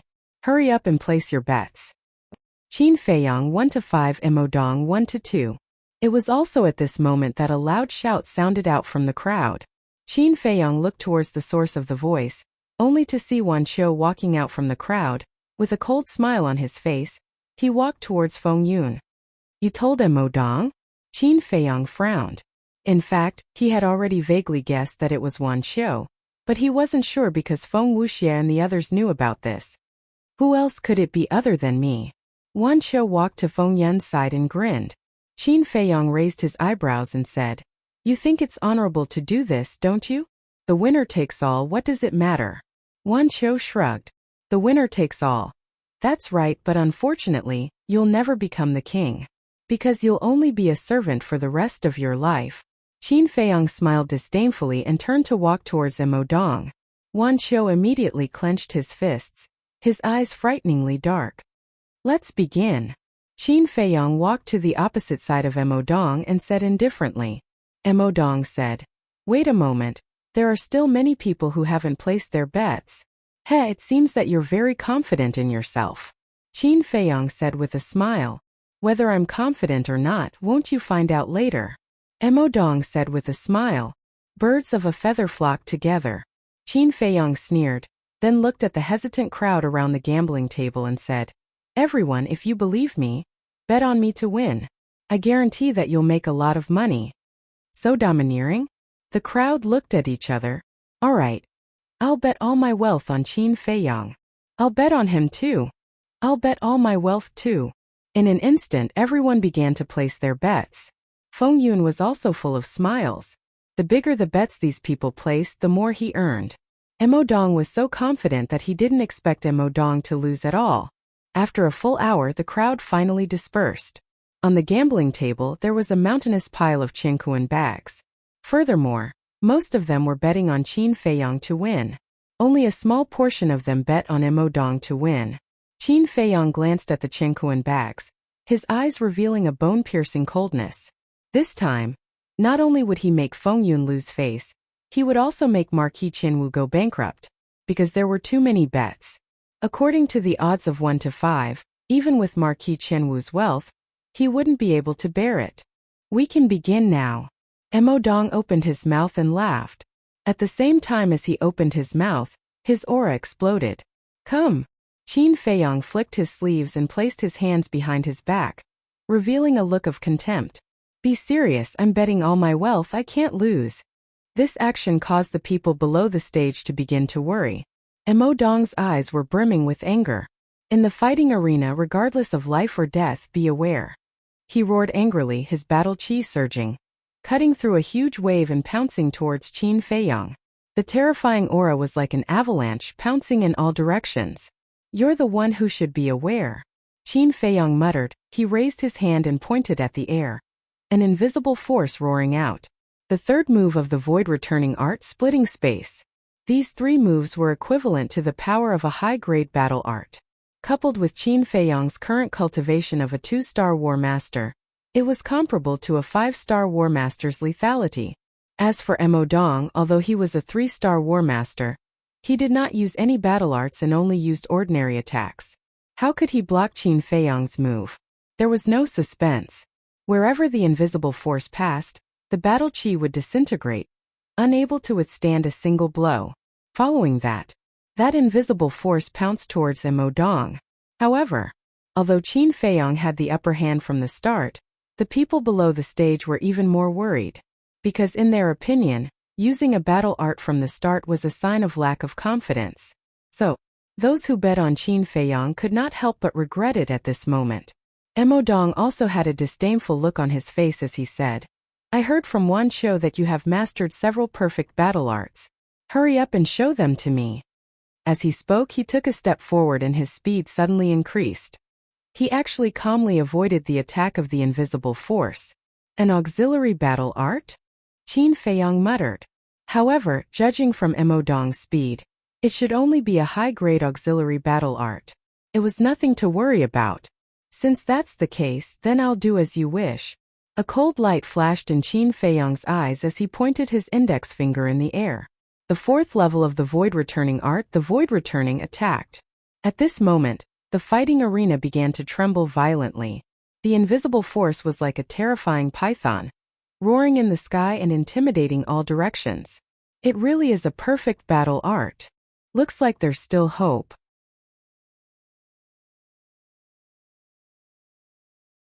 Chapter 7:12. There's hope. You're too naive. Mo Dong glanced at the crowd below the field, his eyes full of sarcasm. Boom! He put his hands in front of his chest and quickly formed a seal. A destructive aura suddenly rushed out from his hands. Mountain-toppling seal. At the same time, a palm-sized khaki square seal broke through the air from his hands. The square seal expanded with the wind. At last, it was like a towering mountain, lying above Qin Feiyang's head, exuding a shocking aura. Some of the people below the field couldn't help but retreat in horror. Qin Feiyang, this is the temple, not the spiritual state. You don't have the right to be arrogant. Kill! Mo Dong roared, and the mountain-toppling seal suddenly sank, crashing into the invisible force with irresistible force. Boom! An earth-shaking loud noise suddenly exploded. For a moment, the wind whistled in this place, and the void was distorted. Qin Feiyang immediately spat out a mouthful of blood, and his feet kept retreating. Mo Dong's body and mind were also trembling, and he kept retreating. Bang! He stepped on the ground and steadied his body. Then, he rushed up to the sky and looked down at Qin Feiyang condescendingly. See, I only need to use a high-tier battle art to force you to retreat. Admit defeat, and you'll be spared from physical pain. Not only was his tone full of disdain, but even his eyes were contemptuous to the extreme, as if he was looking down at an ant. Admit defeat? Qin Feiyang lifted the corner of his mouth. Stubborn. Mo Dong snorted, and his khaki battle aura emerged like a torrent. A giant hand that blotted out the sky appeared in the blink of an eye. Boom! Immediately, the giant hand with the power to destroy the world rushed toward Qin Feiyang. Seeing this, Qin Feiyang narrowed his eyes slightly. This was also a superior battle technique. Whoosh! But instead of dodging, he took the initiative to meet it. Is he courting death? I regret it, I shouldn't have bet on him. The crowd below widened their eyes, and some even cried out sadly. A bright smile hung on Feng Yun's face. Although Qin Feiyang had mastered a perfect battle technique, the difference in cultivation was not something that could be easily made up for. Mo Dong would definitely win this battle. Clang! But at this moment, around Qin Feiyang, a crimson-red sword chi emerged. Then it condensed into two sword shadows, which swept in all directions. Go! Following closely, Qin Feiyang waved his hand. Two sword shadows soared into the sky and slashed at the giant hand. With a rumble, the giant hand disintegrated. Puff! High up in the sky, Missouri Dong's body also trembled, and he spat out a mouthful of blood that dyed the sky red. Another perfect battle art? The crowd below was dumbfounded. In addition to the previous battle art, he had actually mastered 2 perfect slaughter battle arts. Wan Qiu frowned and said in a low voice, "Senior brother Feng, I told you not to underestimate him." "I'm fine." Feng Yun waved his hand indifferently, but he was actually a little worried. At this moment, Qin Feiyong had already rushed up to the sky and stood in the air with Mo Dong. Mo Dong wiped the blood from the corner of his mouth and said with a smile, "Not bad, you can still block my attack." Qin Feiyong frowned slightly and said impatiently, "Don't waste time, use all your means." "So impatient? Then let me tell you, today I will take my time and slowly torture you." After saying that, Mo Dong took a step forward. Using a mysterious footwork, battle qi surged all over his body. Like a meteor, he charged towards Qin Feiyong. "Torture me?" Qin Feiyong smiled coldly. He used phantom steps and charged forward, unwilling to be outdone. Bang bang bang. Rumble. The two immediately launched an endless battle high up in the sky. Their fists and feet collided with a deafening sound. Mo Dong's speed is fast enough, but Qin Feiyong's speed is not inferior at all. It seems that he has mastered a perfect auxiliary battle art. 3 perfect battle arts. Is this guy really from the spiritual state? Are there so many battle arts in the spiritual state? Many people found it inconceivable. Not good. Qin Feiyong is only a 2-star battle grandmaster. He is no match for Mo Dong in a head-on battle. Yeah, why is he so stupid? Why did he make such a choice? Those who had bet all their wealth couldn't help but worry. And Qin Feiyong was indeed being suppressed by Mo Dong at this moment.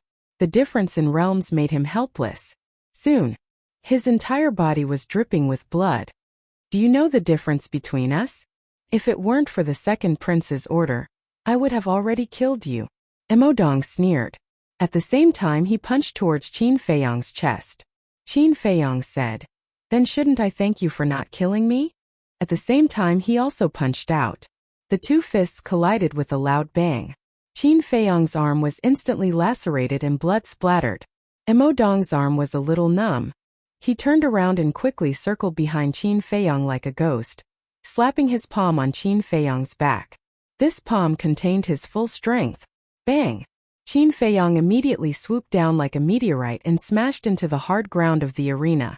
Puff! Blood gushed out of his mouth.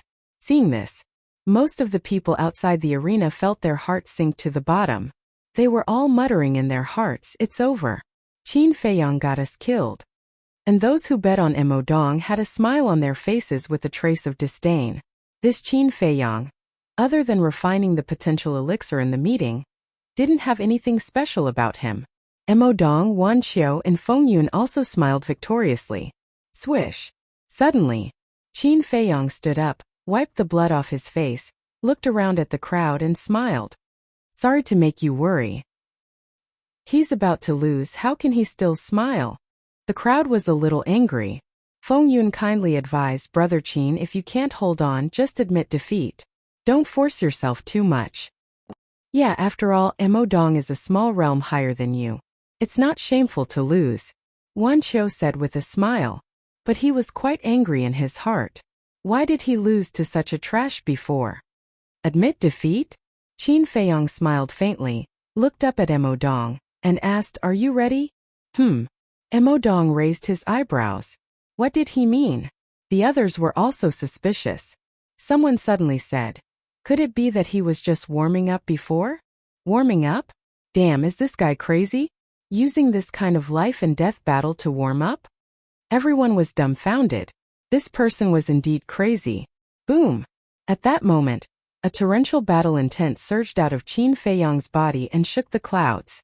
In just an instant, his long black hair and eyes turned blood red. "This is..." Wan Qiu narrowed his eyes and shouted, "Mo Dong, his transformation is very strange. Be careful." Strange? Mo Dong sized up Qin Feiyong and shook his head. "I can't tell. Are you trying to scare me? You'd better listen to him." Qin Feiyong grinned. Like a divine rainbow, he charged into the sky like a bolt of lightning and charged directly at Mo Dong. Boom! Bang! The 2 of them fought again. Dong felt that something was wrong the moment they exchanged blows. At that moment, Qin Feiyang was like a god of war who had descended to the mortal world. Although his cultivation realm was lower than his, the power of every punch could push him back. On the other hand, Qin Feiyang did not take a step back no matter how serious the blow was. The more he fought, the braver and fiercer he became. Moreover, his entire body was emitting an astonishing pressure. He felt as if a towering mountain was in front of him and could not help but panic. 10 breaths passed. Qin Feiyang suddenly punched Dong's lower abdomen. Dong screamed in pain and was blasted into the sky on the spot. Whoosh! Qin Feiyang's eyes were like lightning as he rushed up and stepped on Dong's back again. Puff! Immediately, Dong spat out a mouthful of blood. Like a giant rock he shot downwards. Bang! In an instant, he smashed into the ground of the fighting arena with a deafening sound. The intense pain from his entire body made him grimace and howl in pain. Seeing this scene, the crowd below the arena was so shocked that they could not close their mouths. The situation was reversed just like that? Was this a dream? Good job. Kill him quickly. Those who bet on Qin Feiyang were extremely excited as if they had been injected with chicken blood. Dong, what are you doing? Hurry up and stand up.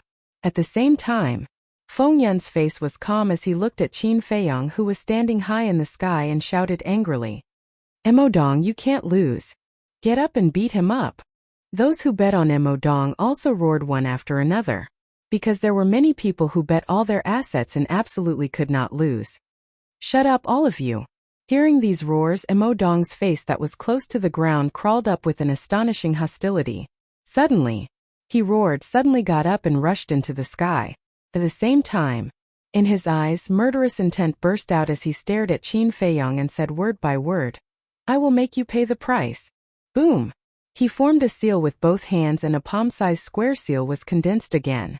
But unlike the previous mountain-turning seal, this square seal shone brightly as soon as it appeared. Moreover, there was a trace of blood qi lingering around it. The aura it emitted was also much stronger than the mountain-turning seal. This is a perfect battle art. He has no family background and no background. How could he have a perfect battle art? Could he have gotten it from the martial arts treasury? Impossible.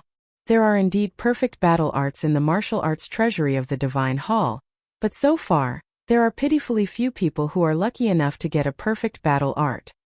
Yes, it's so strange. Everyone was discussing, this guy is really something. Feng Yun smiled happily. Wan Qiu looked at Feng Yun, then at Dong, and finally looked up at Qin Feiyang. He mumbled, can a perfect battle art really kill him? Because he did not see any nervousness on Qin Feiyang's face. He was still calm and unperturbed. Whoosh! Dong landed in front of Qin Feiyang with the square seal and sneered. Are you scared now? Am I? Qin Feiyang smiled faintly. Stop pretending. No one will say anything even if you're scared. After all, your strength is in front of you. But I have to thank you. Dong smiled. Thank you? Qin Feiyang was puzzled. That was strange. Dong sent a voice transmission. It's normal that you don't know because even Feng Yun was kept in the dark. In fact, this perfect battle art was given to me by the second prince to deal with you. Qin Feiyang was stunned. The second prince was truly generous. He was even willing to give out a perfect battle art. Dong sent another voice transmission. The second prince also said that if you continue to be stubborn, he will use this perfect battle art to kill you in the arena. Kill me?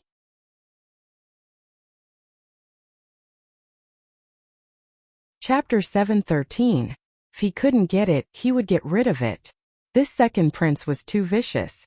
Qin Feiyang said, there's a story circulating among the people. I wonder if you've heard of it? What story? Dong frowned. There was once a person who raised a dog. The person who raised the dog gave it good food and drink, and the dog was very loyal and obedient to its owner. But in the end, the person who raised the dog let it bite a very powerful enemy. In the end, the dog died in the hands of the person who was bitten. Qin Feiyang said indifferently, you're courting death. Dong's eyes were filled with killing intent. Qin Feiyang's words were obviously saying that he was a dog beside the second prince. I'm not done yet.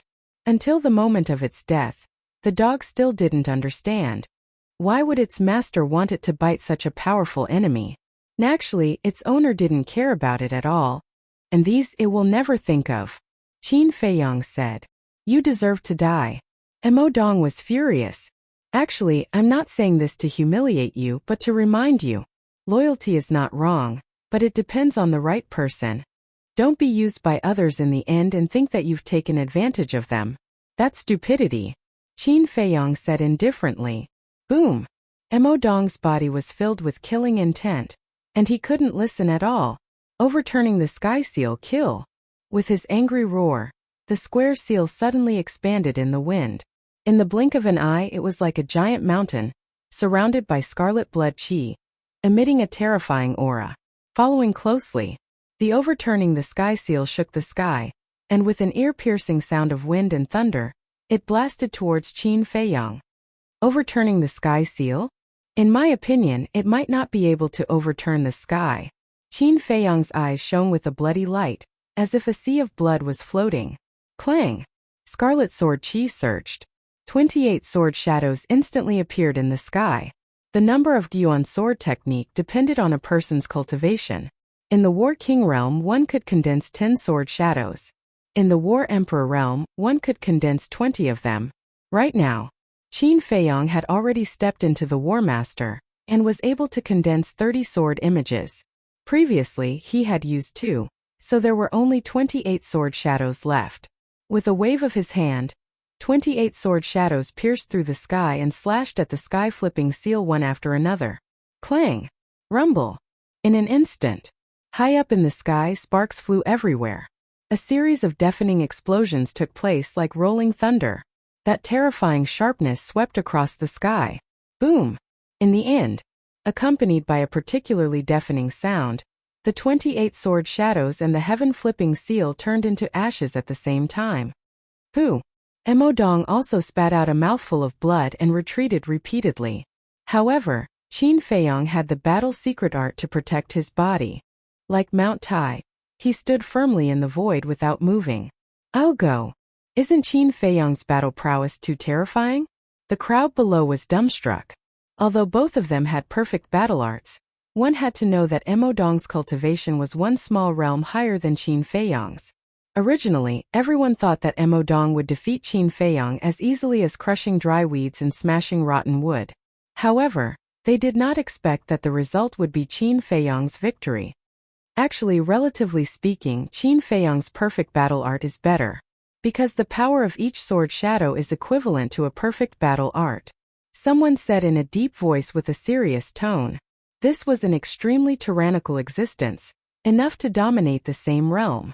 At the same time, Feng Yun's expression also changed, and he said angrily, with a perfect battle art, you still can't take him down. What are you doing?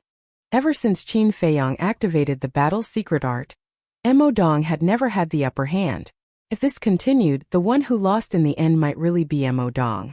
And once Mo Dong lost, he would have to kneel down and kowtow to Qin Feiyang in front of everyone.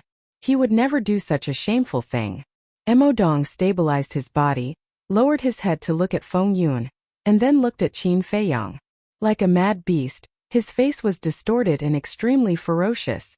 Qin Feiyang sighed. It seems that you still don't understand the story I told you just now. I understand, but I have no choice. Because if I don't kill you, the second prince will kill me. This is the sorrow of a small character like me. My fate is my own, but it is in the hands of others. Mo Dong transmitted his voice. There was a trace of deep helplessness in his tone. You asked for it. If you didn't go to the second prince and didn't get involved in this muddy water, how would you end up in this situation? Qin Feiyang said, not sympathizing with Mo Dong. Yes, I asked for it, so I must go on. After saying that, Mo Dong's eyes became incomparably firm. Boom! His figure shuddered as a shocking aura burst out from his body like an erupting volcano. Then, a behemoth rushed out from behind him. As soon as this thing appeared, a faint dragon aura emerged between heaven and earth. Dragon? Qin Feiyang was surprised. Mo Dong's fighting soul was a yellow dragon that was dozens of feet long. Its whole body seemed to be cast from stone, and it exuded an extremely terrifying aura. I know you will definitely not let me go. So now I will fight with all my strength. Even if I die, I will die with dignity. Emodong transmitted his voice, and his hands formed a seal. The overturning sky seal appeared again. Come on. Today either you die or I die. He roared fiercely and rushed toward Qin Feiyong with the overturning sky seal and the dragon fighting soul. The destructive aura shrouded all directions. Qin Feiyong smiled faintly. Emodong's performance at the last moment was worthy of the title of a man. In the face of a worthy opponent, he would naturally go all out. Whoosh! He stepped into the air step by step. That terrifying speed was like lightning moving, leaving behind countless afterimages. In the blink of an eye, the two met with a loud bang. Emodong waved his hand, and the dragon fighting soul and the overturning sky seal suddenly shook the sky and blasted toward Qin Feiyong. At the same time, Qin Feiyong also stretched out his arm. Golden light burst out from his palm and he slapped. Boom! Over! Immediately, the overturning sky seal and the dragon fighting soul turned in the air and blasted Emodong behind. Accompanied by a painful scream, Emodong's physical body was torn apart on the spot, and blood stained the sky. How is this possible? The crowd below looked at Qin Feiyong with bewilderment. He actually bounced the fighting soul and the overturning sky seal back. How did he do it? Haha, 1 to 5, this time I made a big profit. The next moment, the fighting arena was in an uproar. The people who were betting on Qin Feiyong couldn't help but cheer. Feng Yun, on the other hand, collapsed powerlessly. Wan Qiu also had a look of horror on his face. This person was indeed not easy to deal with. Giving yourself a taste of your own medicine is really a magical battle art. In the distance, Zhuge Mingyang stood on top of a big tree, looking at Qin Feiyong from afar, muttering to himself. There was also a smile on his face. Then he turned around and broke through the air, quickly disappearing. At the same time, in other directions there were also more than a dozen young people paying attention to Qin Feiyong. These people were men and women. Their temperaments were extraordinary, and their auras were unfathomable. But no one appeared. After the battle between Qin Feiyong and Emodong ended, they left silently. Phew! High up in the sky, Qin Feiyong took a deep breath, stopped circulating the battle character art, and his appearance quickly returned to normal. Then, he lowered his head to look at Feng Yun, like a king overlooking his subjects, and said, "Kneel." Feng Yun stuttered. He raised his head to look at Qin Feiyong, and transmitted his voice, "Can you leave me some face?" Qin Feiyong shook his head and said, "Face is earned by oneself, not given by others. Don't go too far." Feng Yun suddenly stood up and said angrily. Qin Feiyong said indifferently, "It's you who are going too far, not me. Hurry up, I don't have time to waste with you." Someone said disdainfully, "If you agree to a bet, you must accept your loss. If you want to kneel, then kneel." Feng Yun immediately looked at that person. His gaze was bone-chilling. That person immediately shrunk his neck, lowered his head, and did not dare to make a sound. Plop! Feng Yun also gritted his teeth, kneeled on the ground, and hit his forehead on the ground. He finally saw through it. No matter what he said today, Qin Feiyong would not change his mind. If he continued to beg, it would only be more humiliating. Swoosh! Qin Feiyong looked at him coldly, then turned around and streaked across the sky, quickly disappearing in the direction of the pill hall. "Bastard, I will definitely make you pay the price." Feng Yun also stood up. Looking at Qin Feiyong's back, his eyes flashed with a shocking murderous intent. However, the show had just begun. As soon as Qin Feiyong left, those who were escorting Qin Feiyong swarmed towards Feng Yun. Feng Yun was so angry that he was about to go crazy. Not only did he lose all his face, but he was also going to lose all his fortune. "Senior Feng Yun, are you going to go back on your word?" When it concerned their own interests, those disciples also became tough. What a joke. Do I, Feng Yun, look like someone who would go back on his word? It's just that there are too many of them, give me some time to prepare. Feng Yun said angrily. Someone said, "Then you should at least give a specific time, right? 3 days. 3 days later, go to my alchemy room to get it. I will compensate you however much you lose." As soon as Feng Yun finished speaking, he flew into the air and returned to his alchemy room. Damn it! As soon as he walked into the alchemy room, he flew into a rage and was about to go crazy. After a long time, he finally calmed down and took out the image crystal. Soon, a young man in a golden robe appeared in the void in front of him. This person was about 1.8 meters tall, with good facial features and an extraordinary bearing. Below the corner of his mouth, there was a black mole the size of a mung bean, which was very eye-catching. And the golden robe on his body was embroidered with a lifelike python. Feng Yun cupped his hands and said, "Greetings, Your Highness." That's right. This person was the second prince. The second prince asked with a smile, "Have you done what I asked you to do?" "I failed. Mo Dong was killed by Qin Feiyang." Feng Yun lowered his head and said, "What?" The second prince was furious and shouted, "I even gave him the perfect battle art, and he still failed." Feng Yun was slightly stunned and asked, "You gave him the perfect battle art?" "That's right. I thought that with the perfect battle art, he would be able to defeat Qin Feiyang, but I didn't expect him to be so useless." The second prince snorted coldly. "Mo Dong isn't a talent to begin with. Why are you nurturing him like this?" Feng Yun frowned and was puzzled. "Do you think I'm really nurturing him? I'm just using him." The second prince smiled disdainfully. "Your Highness, even if you're using him, you should find a reliable one. You don't know, but I was screwed by him this time."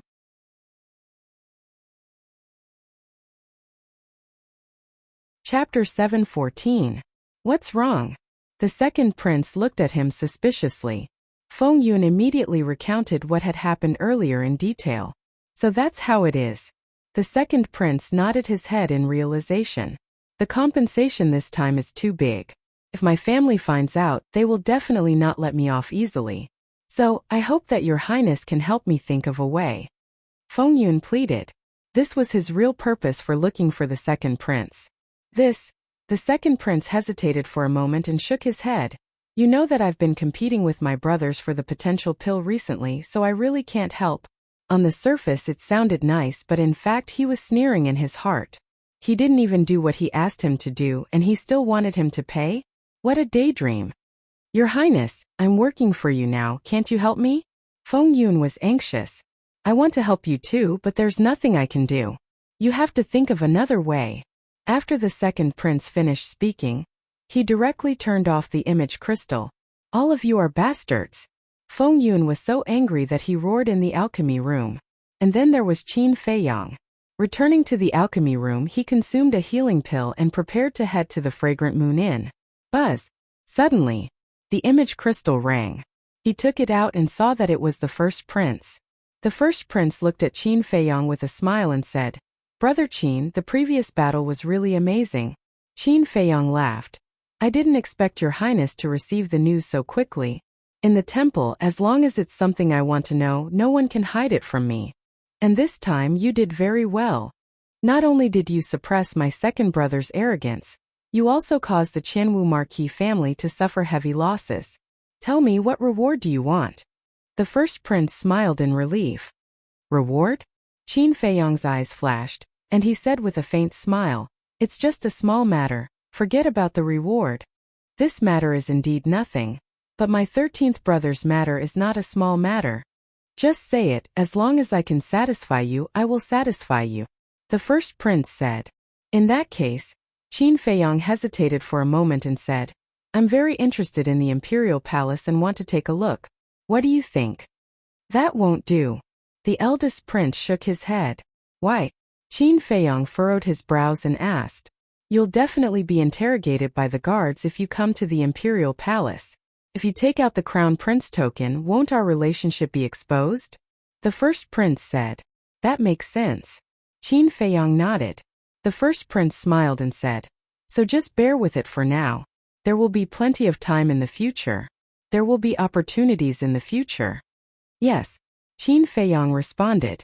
Although she was eager to see her mother, some things couldn't be rushed. After pondering for a moment, he cupped his hands and said, "Then Your Highness, please bestow upon me a few perfect battle arts." "How many types?" The first prince's face twitched and said helplessly, The imperial palace does not lack perfect battle arts, but they are not cabbages. Qin Feiyong frowned and said, then I don't know what to ask for. Just give it to me. The first prince thought for a moment and said with a smile, aren't you an alchemist? Then I'll give you a 5th-grade cauldron. A 5th-grade cauldron. Qin Feiyong's eyes lit up. The cauldrons he had now were all 4th-grade cauldrons and could still be used. But when the Nether Devil Flame was upgraded to the 6th grade, these 4th-grade cauldrons would be useless, because a cauldron would explode if he didn't control it well. Therefore, a 5th-grade cauldron was a good choice.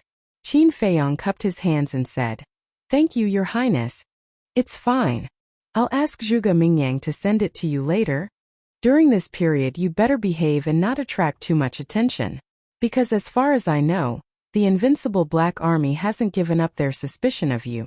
The first prince warned. Still suspecting me? Qin Feiyong frowned. The first prince nodded and said, yes, so you must be careful. I know. Qin Feiyong nodded. Then that's it. The first prince smiled, and the phantom image quickly dissipated. Qin Feiyong put away the image crystal and frowned. Originally, he planned to go to the Fragrant Moon Brothel and find the owner of the Fragrant Moon Brothel to see if he could get the 5th-grade cauldron fire. But now it seemed that he couldn't go to the Fragrant Moon Brothel for the time being, because once the people of the Imperial Palace received the news, it wouldn't be as simple as suspicion. At that time he might even be captured and tortured. In less than half an hour, Zhuge Mingyang came with the cauldron. This cauldron was scarlet red, as if it was cast from magma, and a lifelike dragon was engraved on it. According to Zhuge Mingyang, this cauldron was called the Jiao Dragon Cauldron, and it was one of the best among the 5th-grade cauldrons. Qin Feiyong thanked Zhuge Mingyang and sent him away. After Qin Feiyong dripped blood on it, he also took the Jiao Dragon Cauldron into the castle and continued to copy the kill formula. At the same time, in the first prince's palace, the first prince looked down at Zhuge Mingyang and asked, is he satisfied with the cauldron? I don't know. Because his expression is extremely calm, I really can't guess what he's thinking. Zhuge Mingyang shook his head. If he's not satisfied with the 5th-grade cauldron, then he's too greedy. Greedy people can't be kept alive. The first prince sneered. Zhuge Mingyang frowned as if he wanted to say something, but he didn't say it. After a moment of silence, a glint flashed across the first prince's eyes as he asked, don't you think we should do something? What do you mean? Zhuge Mingyang looked at him suspiciously. Right now, the invincible Black Army is still suspicious of Qin Feiyong. If we don't get rid of this problem quickly, I'm afraid that Qin Feiyong will accidentally reveal a flaw and implicate us. The first prince said worriedly. Although the 13th prince was killed by Qin Feiyong, they also had accomplices. If this matter was exposed, they would more or less be affected. Zhuge Mingyang's pupil shrank when he heard this. He said in surprise, Your Highness, you're not planning to kill him, are you? Kill him? The first prince was taken aback. He shook his head and said with a smile, Qin Feiyong is too valuable. How could I bear to kill him? Then Your Highness, what do you mean? Zhuge Mingyang was puzzled. The first prince said, I mean to find a scapegoat. As long as the culprit is caught, the invincible Black Army will naturally not suspect Qin Feiyong. A scapegoat? Zhuge Mingyang pondered for a while and said with a smile, Your Highness is wise. I'll take care of this. You must do it well. Don't make any mistakes. The first prince said, Don't worry. As long as you're willing to pay the price, there will naturally be someone willing to be the scapegoat. Zhuge Mingyang smiled confidently. In less than 3 days, an explosive piece of news spread throughout the capital city. The culprit who murdered the 13th prince and Lin Dian had been caught. Moreover, he had been executed by the invincible Black Army's commander. On the same day, Lu Xingchen found Qin Feiyong. Alchemy Room 701. The stone door was tightly shut. Lu Xingchen waved his hand. 2 chairs and a tea table appeared on the ground. Lu Xingchen sat on one of the chairs and looked at Qin Feiyong. He said with a smile, Sit down and talk. As he spoke, he took out a tea set. Qin Feiyong looked at Lu Xingchen in confusion. He sat opposite Lu Xingchen and asked, What's going on? Just now I heard something very interesting. Lu Xingchen said with a smile while making tea. What is it? Qin Feiyang was puzzled. Lu Xingchen said with a smile. The real culprit, who murdered the 13th prince and Lin Dian, has been caught and executed. Qin Feiyang was stunned. Wasn't he the real culprit? Isn't he still alive and well? I guessed it. You're a cultivation maniac. Lu Xingchen shook his head and said with a smile. What's going on? Who's the real culprit they caught? Qin Feiyang urged. Lu Xingchen took a sip of tea and said with a smile. You'll never know who this real culprit is. Hurry up and tell me. Don't keep me in suspense. Qin Feiyang said impatiently. Lu Xingchen put down the teacup and said with a serious face. The deacon elder who guards the martial arts hall. How is that possible? Qin Feiyang frowned. I'm also very confused. But this deacon elder had already confessed in front of the commander of the Invincible Black Army that it was because the 13th prince and Lin Dian discovered his secret that he killed them. As for what the secret was, the elder didn't say it until he died. The Lin clan also wanted to ask him for the 5th grade alchemy fire, but they didn't get it. According to the elder's confession, the alchemy fire was destroyed by him. Lu Xingchen said. Qin Feiyang said, nonsense. He's not the real culprit. Where did the alchemy fire come from? Where did the secret come from? It's just a fabricated motive. I know that. But the strange thing is, why did he take the blame? Lu Xingchen said. Yes, why? Qin Feiyang lowered his head and was also very puzzled. Murdering a prince was a capital offense. Others would try to avoid it, but this person actually took the initiative to take the blame. Did he want to die? But there were other ways to die. Lu Xingchen suddenly said. I think there's a plot behind this. Plot? Qin Feiyang raised his eyebrows. Buzz. At this moment, Qin Feiyang's image crystal stone rang. I'll leave for a moment. Lu Xingchen stood up and walked to the corner beside the stone door. Qin Feiyang took out the image crystal stone suspiciously and poured his battle qi into it. Zhuge Mingyang's shadow immediately appeared. Zhuge Mingyang said with a smile, Brother Qin. Have you heard the news that the real culprit has appeared? Qin Feiyang was stunned. Looking at the smile on Zhuge Mingyang's face, he seemed to understand something and asked, You're the one behind this? Brother Qin, you're really insightful. I can't hide anything from you. Zhuge Mingyang smiled slightly. The culprit is a deacon elder of the Divine Hall. I can't believe he was willing to be the scapegoat. Brother Zhuge, I have to admit that you're really good. Qin Feiyang said with a smile. Compared to Brother Qin, what is this little scheme of mine? I'm sending you a message to inform you that you don't have to hide anything in the future. Zhuge Mingyang said. Do I need to hide anything? Besides, you're not doing this just for me, but also for yourself. Qin Feiyang said with a faint smile. It doesn't matter whether it's for me or for you. The important thing is that the problem has been solved, isn't it? Well, I'm going back to work. As Zhuge Mingyang's voice fell, the shadow quickly disintegrated. Lu Xingchen returned to his seat and asked, Do you think the first prince knows about this? Qin Feiyang said, Is there a need to think about it? He definitely knows. Maybe it was the first prince's idea. These people are really ruthless. And the intrigue of the imperial palace is really scary. Fortunately, I didn't get involved. Lu Xingchen shook his head and smiled.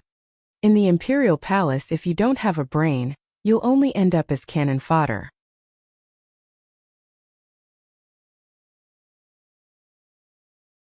Chapter 7:15. Cannon fodder? Lu Xingchen pondered for a moment, then nodded.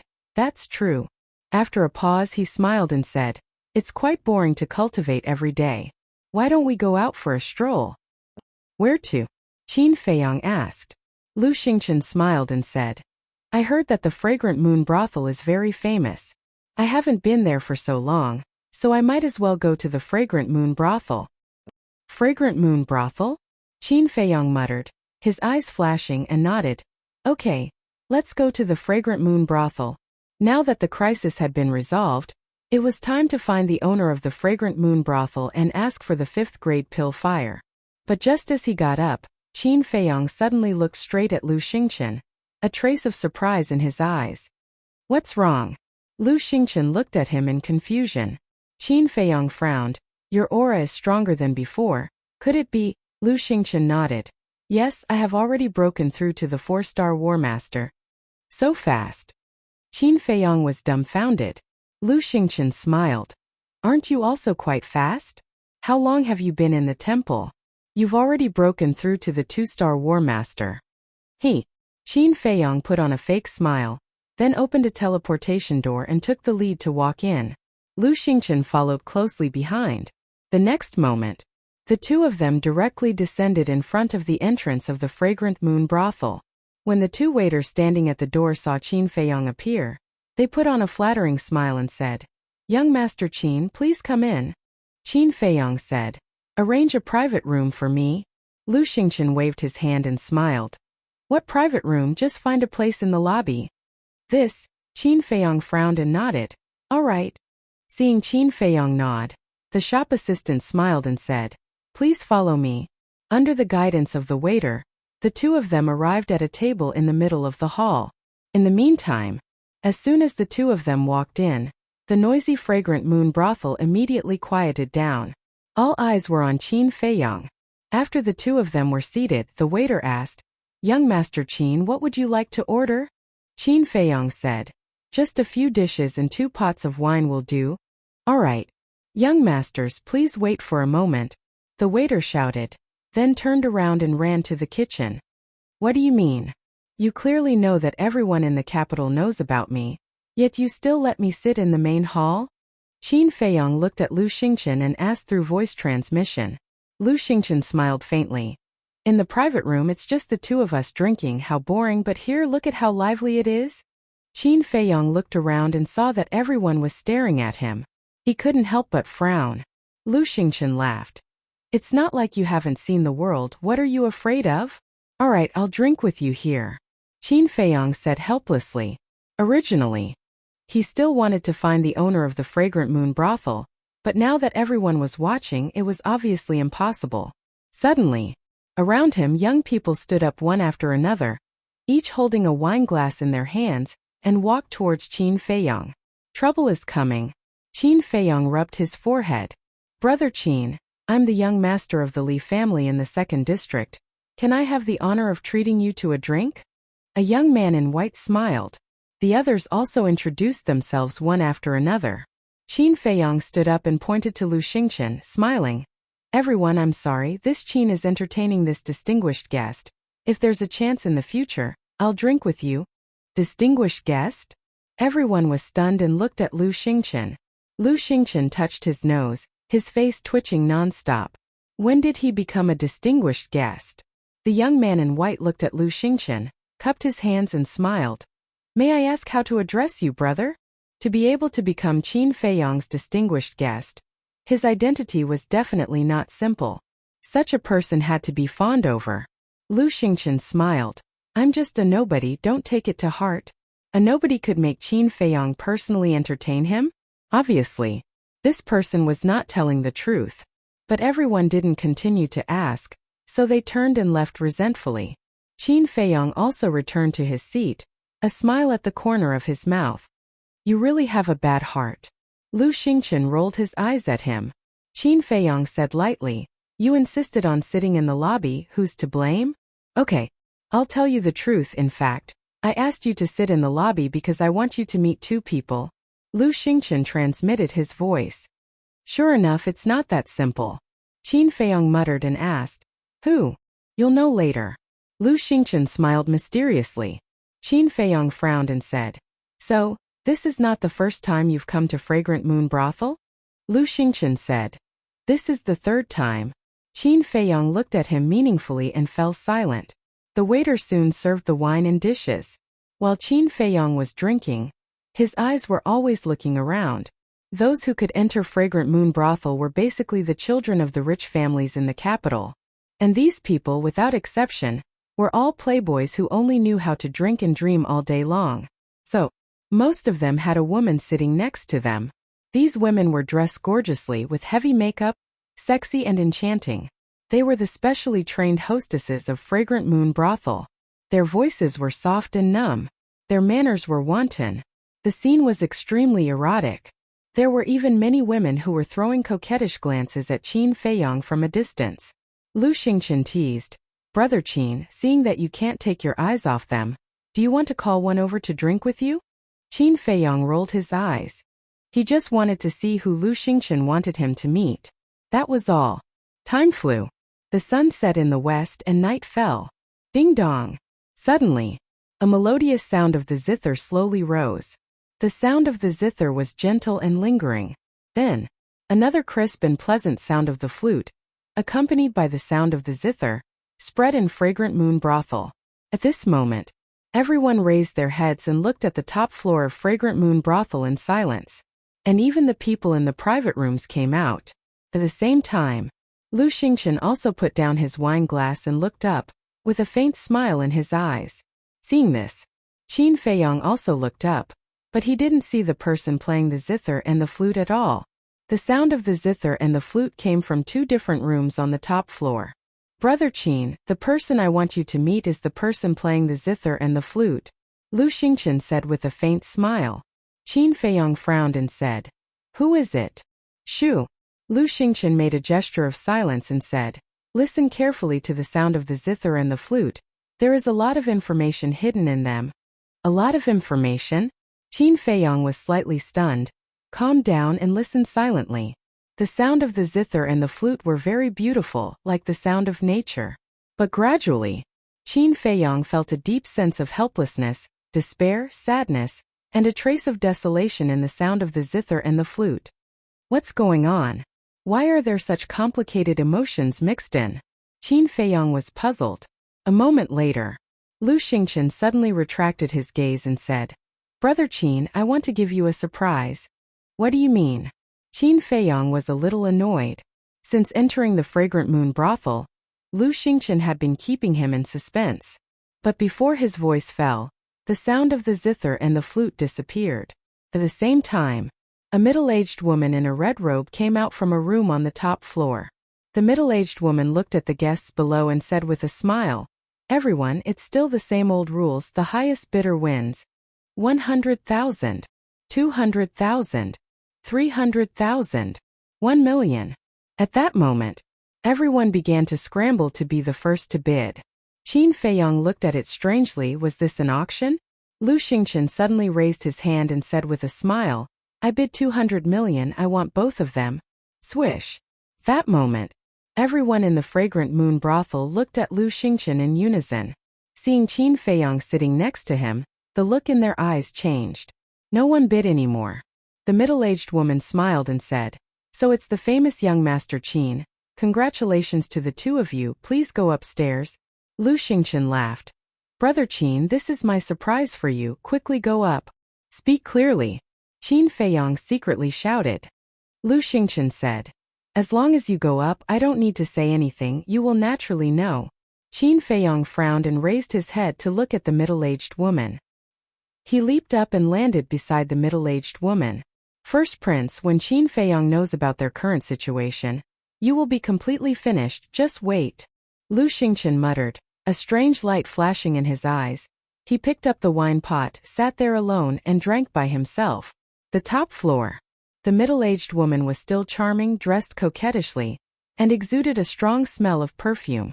Qin Feiyong was a little disgusted. He felt that this person was like a brothel's procuress. The middle-aged woman smiled.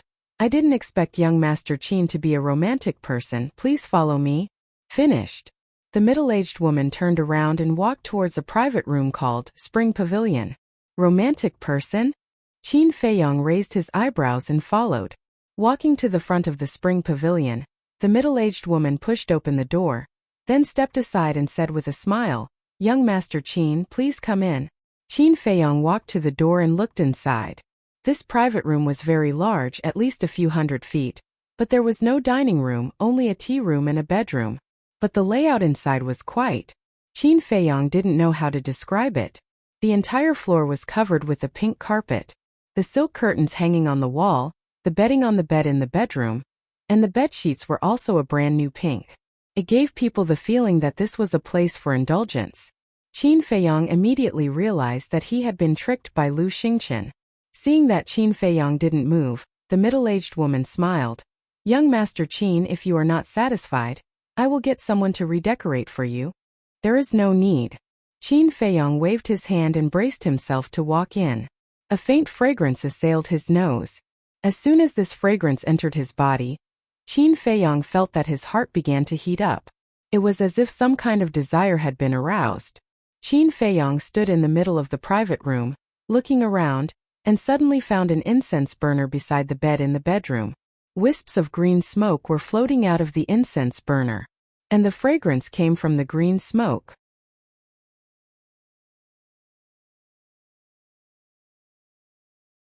Chapter 7:16. Because in this incense burner, there was a kind of leaf called spring grass.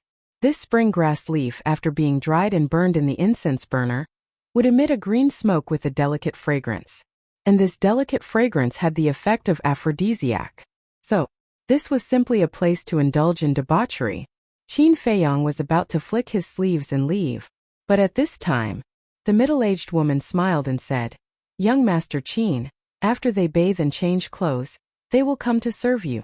Please wait for a moment." After saying that, she directly closed the door. Qin Feiyong was angry. She had said it so straightforwardly. If he still didn't understand, then he was a fool. But just as he walked to the door and was about to slam the door and leave, he suddenly put down his arm. He knew Lu Xingchen quite well. It was impossible for him to do such a boring thing. Was he hinting at something? Or this so-called person who served him had some relationship with him?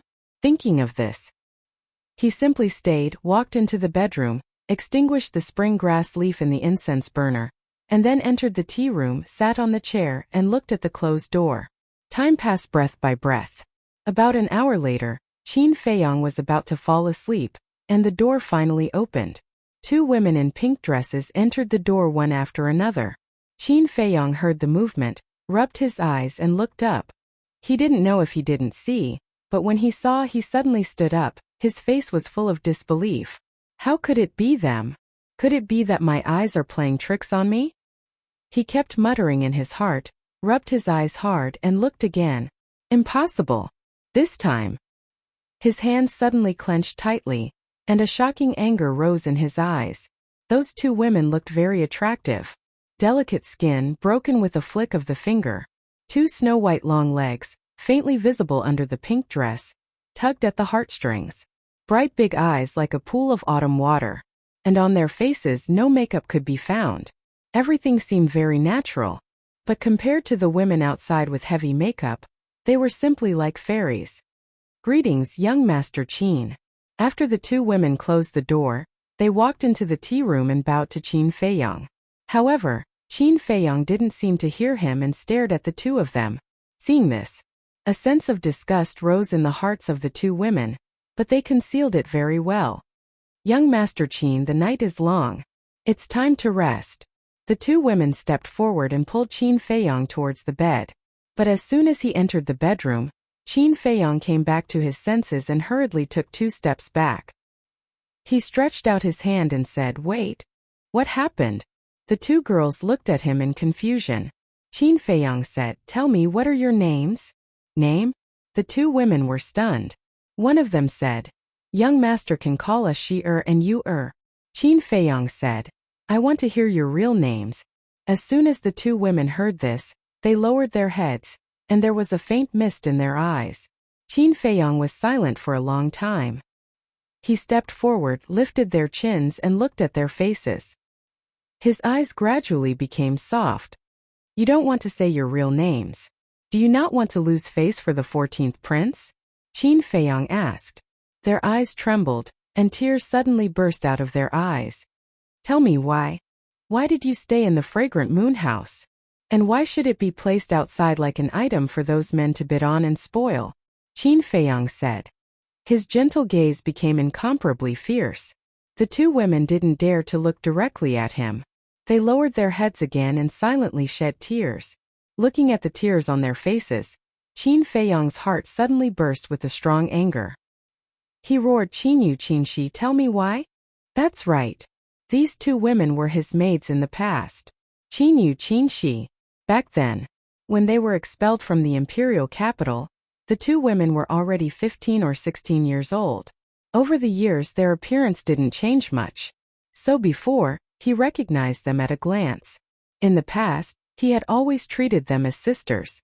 In private he even called them Sister You and Sister She. But he never expected that. After more than 10 years they would meet here. And they were reduced to prostitutes in the fragrant moon house. How could this not make him angry? After a long time, Qin Shi and Qin Yu wiped their tears. Qin Yu said with a smile, "Young master, this is our private matter. Please don't interfere." But the smile was very stiff. Qin Feiyang even found a trace of unconcealable pain in their eyes. Huff! Qin Feiyang took a deep breath, walked into the tea room, sat down at the tea table and said, "Sit down and talk." The two women looked at each other, their eyes full of suspicion. Wasn't this person here to have fun? Why didn't he look like that at all? Qin Feiyang said expressionlessly, "I don't want to say it a second time." The two women's delicate bodies trembled as they obediently sat across from Qin Feiyang. Looking at the two women's current appearance, Qin Feiyang was extremely distressed, and said, "Tell me, why are you in the fragrant moon house?" "Young master." Qin Shi was about to speak. Qin Feiyang shouted, "Speak?" His patience was about to be worn out. The two women lowered their heads and didn't speak. "Back then the 14th prince gave you names and treated you like family. Is this how you repay him?" Qin Feiyang couldn't help but slam the tea table and said angrily, "We don't want to. We also know that we are discrediting His Highness by doing this. But this is the decree of the first prince. What can we do?" Qin Feiyang's aggressiveness also made Qin Shi and Qin Yu angry. They glared at Qin Feiyang, their faces full of grievance and helplessness. "What? The first prince?" Qin Feiyang suddenly stood up. "That's right. More than 10 years ago, when the 14th prince's cultivation was destroyed and he was expelled from the imperial palace, the first prince forcefully raped and defiled us, and in order to take revenge on His Highness, he even let us enter the fragrant moon house to serve those disgusting men. We have long wanted to die. But he used our family to threaten us. We had no choice." The two women hugged each other and cried bitterly. Their bodies were full of sorrow. Hearing this, Qin Feiyang's body and mind trembled. Turned out that all of this was because of him. This damn first prince, he didn't even let go of his maids. This was simply unforgivable. He lowered his head and looked at the two women, his eyes full of guilt. "I'm sorry," he said silently in his heart and returned to his seat. After pondering for a moment, he said, "Go and call the procuress here." The two immediately raised their heads and looked at Qin Feiyang with tears in their eyes. "Go quickly." Qin Feiyang smiled. Looking at the smile on Qin Feiyang's face, the two women suddenly felt an inexplicable sense of familiarity in their hearts. Qin Yu wiped away her tears and looked at Qin Shi. "Sure, go and call the procuress. I have a few words to ask young Master Qin." "Okay." Qin Shi nodded, got up and walked out of the tea room. She opened the door and walked straight out, then closed the door again. Qin Yu also retracted her gaze and looked at Qin Feiyang. She asked suspiciously, "Young master, may I ask how you know that His Highness treated us like family back then?" Qin Feiyang said, "I heard it from someone else. Not many people know about the relationship between His Highness and us. Everyone only knows that we are His Highness's maids." "Young master, may I ask who you heard it from?" Qin Yu asked, her eyes somewhat vigilant. Qin Feiyang directly took out the crown prince token. "What? You are the first prince's maid?" Seeing the crown prince token, Qin Yu suddenly panicked. "Yes. But don't be afraid, I won't hurt you." Qin Feiyang smiled. Creak. This time, the door opened.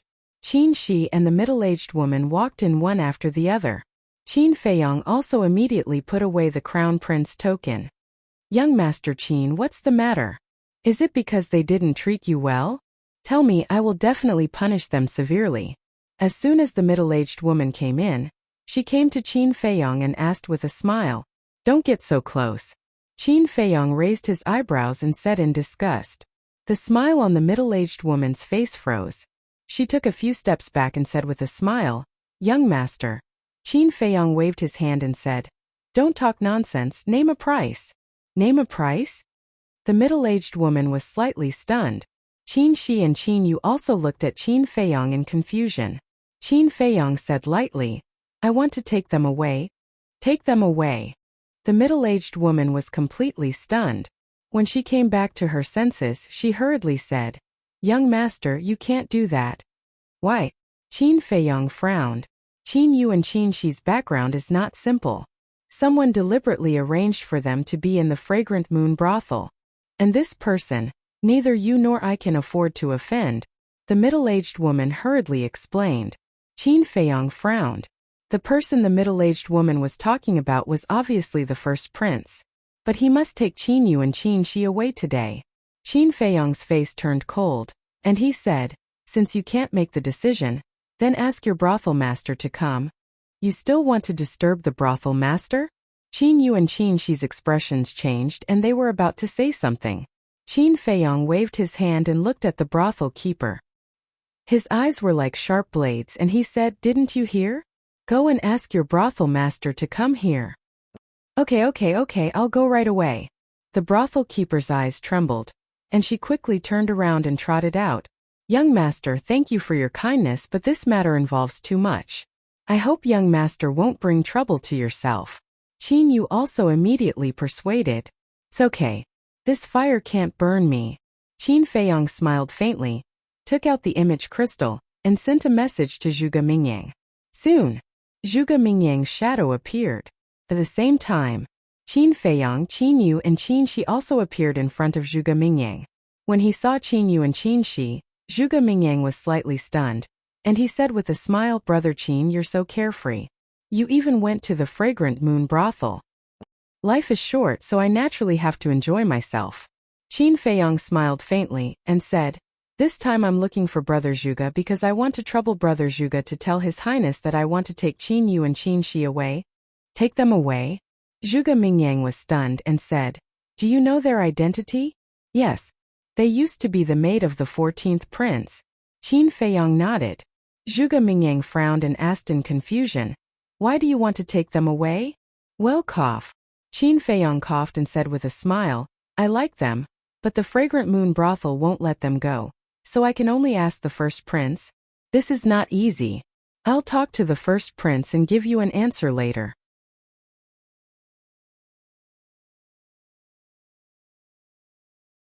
Chapter 717. As soon as Zhuge Mingyang's shadow disappeared, Qin Yu stood up and bowed, Young master, thank you very much, but you can't offend the first prince because of us. Please reconsider. Qin Feiyong smiled, Don't worry. He is afraid of offending me, not me. Young master. Qin Yu still wanted to say something, but Qin Feiyong waved his hand, I have made up my mind. This? Qin Yu and Qin Shi looked at each other. They really couldn't understand. They were just strangers who met by chance. Why would this person help them? Wang. Soon, the image crystal rang. The first prince and Zhuge Mingyang's shadow appeared at the same time. Greetings, Your Highness. Qin Yu and Qin Shi immediately bowed. Although they hated the first prince, they had no choice but to submit to his status. To be valued by Brother Qin, you are really lucky. The first prince coldly snorted and looked at Qin Feiyong, frowning. Brother Qin, if you really like women, I can give you a lot. Why do you like them? Qin Feiyong smiled. If I say love at first sight, would you believe me? Only a ghost would believe you. The first prince rolled his eyes and said, Say it. What is it? Qin Feiyong's eyes flashed. He had long expected that the first prince would get to the bottom of it, so he had already thought of a countermeasure. Cough cough. With a dry cough, Qin Feiyong said awkwardly, Their skills are good. I like women like them. Skills are good. The first prince and Zhuge Mingyang looked at each other. They really didn't expect that Qin Feiyong actually liked this. The first prince smiled. Since Brother Qin likes them, then I will reluctantly give them to you. Qin Feiyong cupped his hands and smiled. Then I will thank Your Highness here. The first prince waved his hand. It's a small matter. Let's drink together when we have time. Okay. Qin Feiyong nodded. Then you can continue playing. I will inform the owner of the Fragrant Moon Inn. With that, the first prince turned off the image crystal. Haha. As soon as the image crystal was turned off, the first prince couldn't help but laugh, his face full of ridicule. However, Zhuge Mingyang's eyes flickered as he suddenly asked, Your Highness, don't you find it strange? What's strange? The first prince asked. According to my sources, this Qin Feiyang isn't someone who covets beauty. But now he insists on taking Qin Yu and Qin Yu away. Isn't this a little strange? Zhuge Mingyang frowned. You're thinking too much. Qin Yu and Qin Shi have been in the Fragrant Moon brothel for more than 10 years, and have served countless men. In this aspect, even those experienced men can't resist, let alone Qin Feiyang. This Qin Feiyang looks like a chick at first glance. Once he has tasted the pleasure of a man and a woman, he will naturally indulge in it. Actually, this is good too. At least we can grasp one of his weaknesses. The first prince sneered. Is that so? Zhuge Mingyang muttered. He had a feeling that this matter was not so simple. Fragrant Moon brothel. Seeing the first prince nod, Qin Yu and Qin Shi hugged each other and cried silently. It had been more than 10 years. They had suffered mental torture every day and lived a life worse than death. Now that they were finally free, they couldn't help but shed tears of joy. Qin Feiyang didn't say anything and just looked at them silently. He could understand the feelings of the two women at this moment, because these years were also like years for him. Dong! A moment later, there was a knock on the door. Qin Yu and Qin Shi wiped away their tears, tidied up their messy long hair, and looked at Qin Feiyang. Qin Shi said, "We've made a fool of ourselves." Qin Feiyang smiled faintly, looked up at the door and said, "Come in." The door opened. A man and a woman walked into the pavilion. The woman was the brothel keeper. The man was a middle-aged man with a thin figure, wearing a white robe with mottled white hair at his temples, with a vicissitude aura. This person walked into the tea room, looked at Qin Feiyang, and cupped his hands with a smile. "I'm the owner of the Fragrant Moon Pavilion. Greetings, young Master Qin." Qin Feiyang nodded and smiled. The owner looked at the brothel keeper and Qin Yu and said, "You two go out first." Yes. The three bowed and turned to leave the pavilion one after another, closing the door. The owner also withdrew his gaze and sat opposite Qin Feiyang, saying with a smile, "I didn't expect young Master Qin to be His Highness's guest." Qin Feiyang's eyes flashed slightly, and he said with a faint smile, "It seems that the owner is also His Highness's man." The owner of the Fragrant Moon Pavilion was stunned and asked curiously, "How do you know?" "Only Zhuge Mingyang knows that I follow His Highness. Moreover, His Highness has always asked me to hide this matter. May I ask how you know?" "Without a doubt. His Highness must have told you personally. Doesn't this prove that you are a person His Highness trusts very much?" Qin Feiyang smiled faintly. Hearing these words, the owner looked at Qin Feiyang in a daze, shook his head and smiled. Just based on this, young Master Qin can think so much.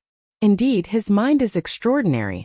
Qin Feiyang shook his head and said, "I'm just a little clever. How dare I show off in front of an expert?" In terms of brains, looking at the whole younger generation of the imperial capital, probably only Zhuge Mingyang can compete with you, so young Master Qin doesn't have to be modest. As for Qin Yu and Qin Shi, the first prince also said that you can take them away at any time. The owner smiled. "Thank you, owner. But I have one more thing to talk to you about," Qin Feiyang said. "What is there to talk about between us?" The owner was suspicious. Qin Feiyang said, "Of course there is. I heard that you have a 5th-grade pill fire in your hands." The owner was slightly stunned and nodded. "Many people know about this. What's the matter?" "To be honest, I came to the Fragrant Moon brothel this time for the 5th-grade pill fire. Owner, you can name your price." Qin Feiyang didn't talk nonsense and directly revealed his real purpose. "I was wondering why young Master Qin would come to my Fragrant Moon brothel today. It turns out that you have ulterior motives," the owner said with a playful look in his eyes. Qin Feiyang leaned on the chair and put his hands on his legs. He looked calmly at the owner of the Fragrant Moon brothel and said, "There's no need to say these meaningless words. Since young Master Qin doesn't want to say meaningless words, then I won't beat around the bush. Although my attainments in alchemy are not as good as young Master Qin, I'm still an alchemist. So I won't sell this 5th-grade pill fire to you," the owner said. "Is that so?" Qin Feiyang smiled indifferently, took out a potential pill, and threw it on the tea table. The owner immediately looked at the potential pill, and his eyes shone brightly. "Is it enough?" Qin Feiyang asked. The owner didn't say anything, and his eyes flickered. Qin Feiyang took out another pill, threw it on the tea table, and asked, "Is this enough?" The owner still didn't say anything. Qin Feiyang smiled playfully, took out 3 potential pills and said, "Is it enough?" When it's time to keep a low profile, he will keep a low profile. But when it's time to show off, he won't be careless at all. Since this person wasn't willing to sell, then he will use the potential pill. Anyway, he didn't lack potential pills now. He didn't believe that this person wouldn't be tempted. However, the owner was still silent. To be honest, he was indeed tempted. Because no matter how precious the 5th grade pill fire was, it couldn't be compared to the value of the potential pill. But looking at Qin Feiyang's indifferent face, he wanted to see where Qin Feiyang's limit was. To put it simply, he was greedy and wanted a few more. Is it still not enough? Qin Feiyang raised the corner of his mouth, took out 5 potential pills at once, and directly threw them on the table. A total of 10 potential pills. Although his behavior seemed frivolous, he was observing the owner's expression throughout the whole process. So, he had seen the Tower Master's interest in him. Seeing that the owner still didn't show any signs of speaking, Qin Feiyang smiled faintly. It seems that the owner really doesn't intend to sell the pill fire. Since that's the case, then I won't force you. Goodbye. After saying that, he grabbed the 10 potential pills on the table, got up and strode away. This change caught the owner of the Fragrant Moon in a little off guard. Looking at this guy's attitude before, wasn't he determined to get it? Why did he suddenly give up? Young Master Qin, wait. After he came back to his senses, he hurriedly got up and said, "You're still too inexperienced to fight with me." Qin Feiyang secretly smiled disdainfully, turned to look at the owner suspiciously, and asked, "Is there anything else? I've thought about it carefully. The 5th grade pill fire is actually not that useful to me. And young Master Qin is the Crown Prince's guest, and you're so sincere. If I still refuse, wouldn't I be too heartless?" The owner smiled. "So?" Qin Feiyang asked. The owner said, "So, I plan to sell the pill fire to you. In that case, then I'll thank the owner first. Here are 5 potential pills, please kindly accept them." Qin Feiyang took out 5 potential pills, walked into the tea room, and handed them to the owner. The owner was stunned and frowned. "Why are there 5 pills? Shouldn't there be 10? Qin Feiyang shook his fingers and said, No. There were 10 pills just now, but now there are only 5. The owner looked at the 5 potential pills and then looked at Qin Feiyang, not knowing what to do. Although I don't lack potential pills, I'm very particular about principles. If you're really sincere, I'll naturally show my sincerity too. Qin Feiyang smiled faintly. "I'm not sincere?" The owner frowned. "Do you really think I can't tell? Just now you kept silent again and again. Wasn't it because you wanted me to take out more potential pills? As a person, we can't be like you. After all, we're all working for the Crown Prince. Don't you think so?" Qin Feiyang smiled and asked. Yes. The owner nodded, but it was hard for him to accept losing 5 potential pills. "You're not selling? Then forget it. It just so happens that I'm short of money recently. I'll just auction it off at the main pavilion." Qin Feiyang grabbed the 5 potential pills and turned to leave. The owner rubbed his forehead and said, Okay, I'll sell it to you." He looked troubled. If he knew, he would have agreed from the start. He lost 5 potential pills for nothing. Sigh. It was all because of his greed. He sighed and took out an old metal box from his Qingkuan bag. He handed it to Qin Feiyang and said helplessly, "The pill fire is inside." Qin Feiyang opened the metal box and a palm-sized flame entered his sight. After the owner erased the blood contract, Qin Feiyang handed the 5 potential pills over.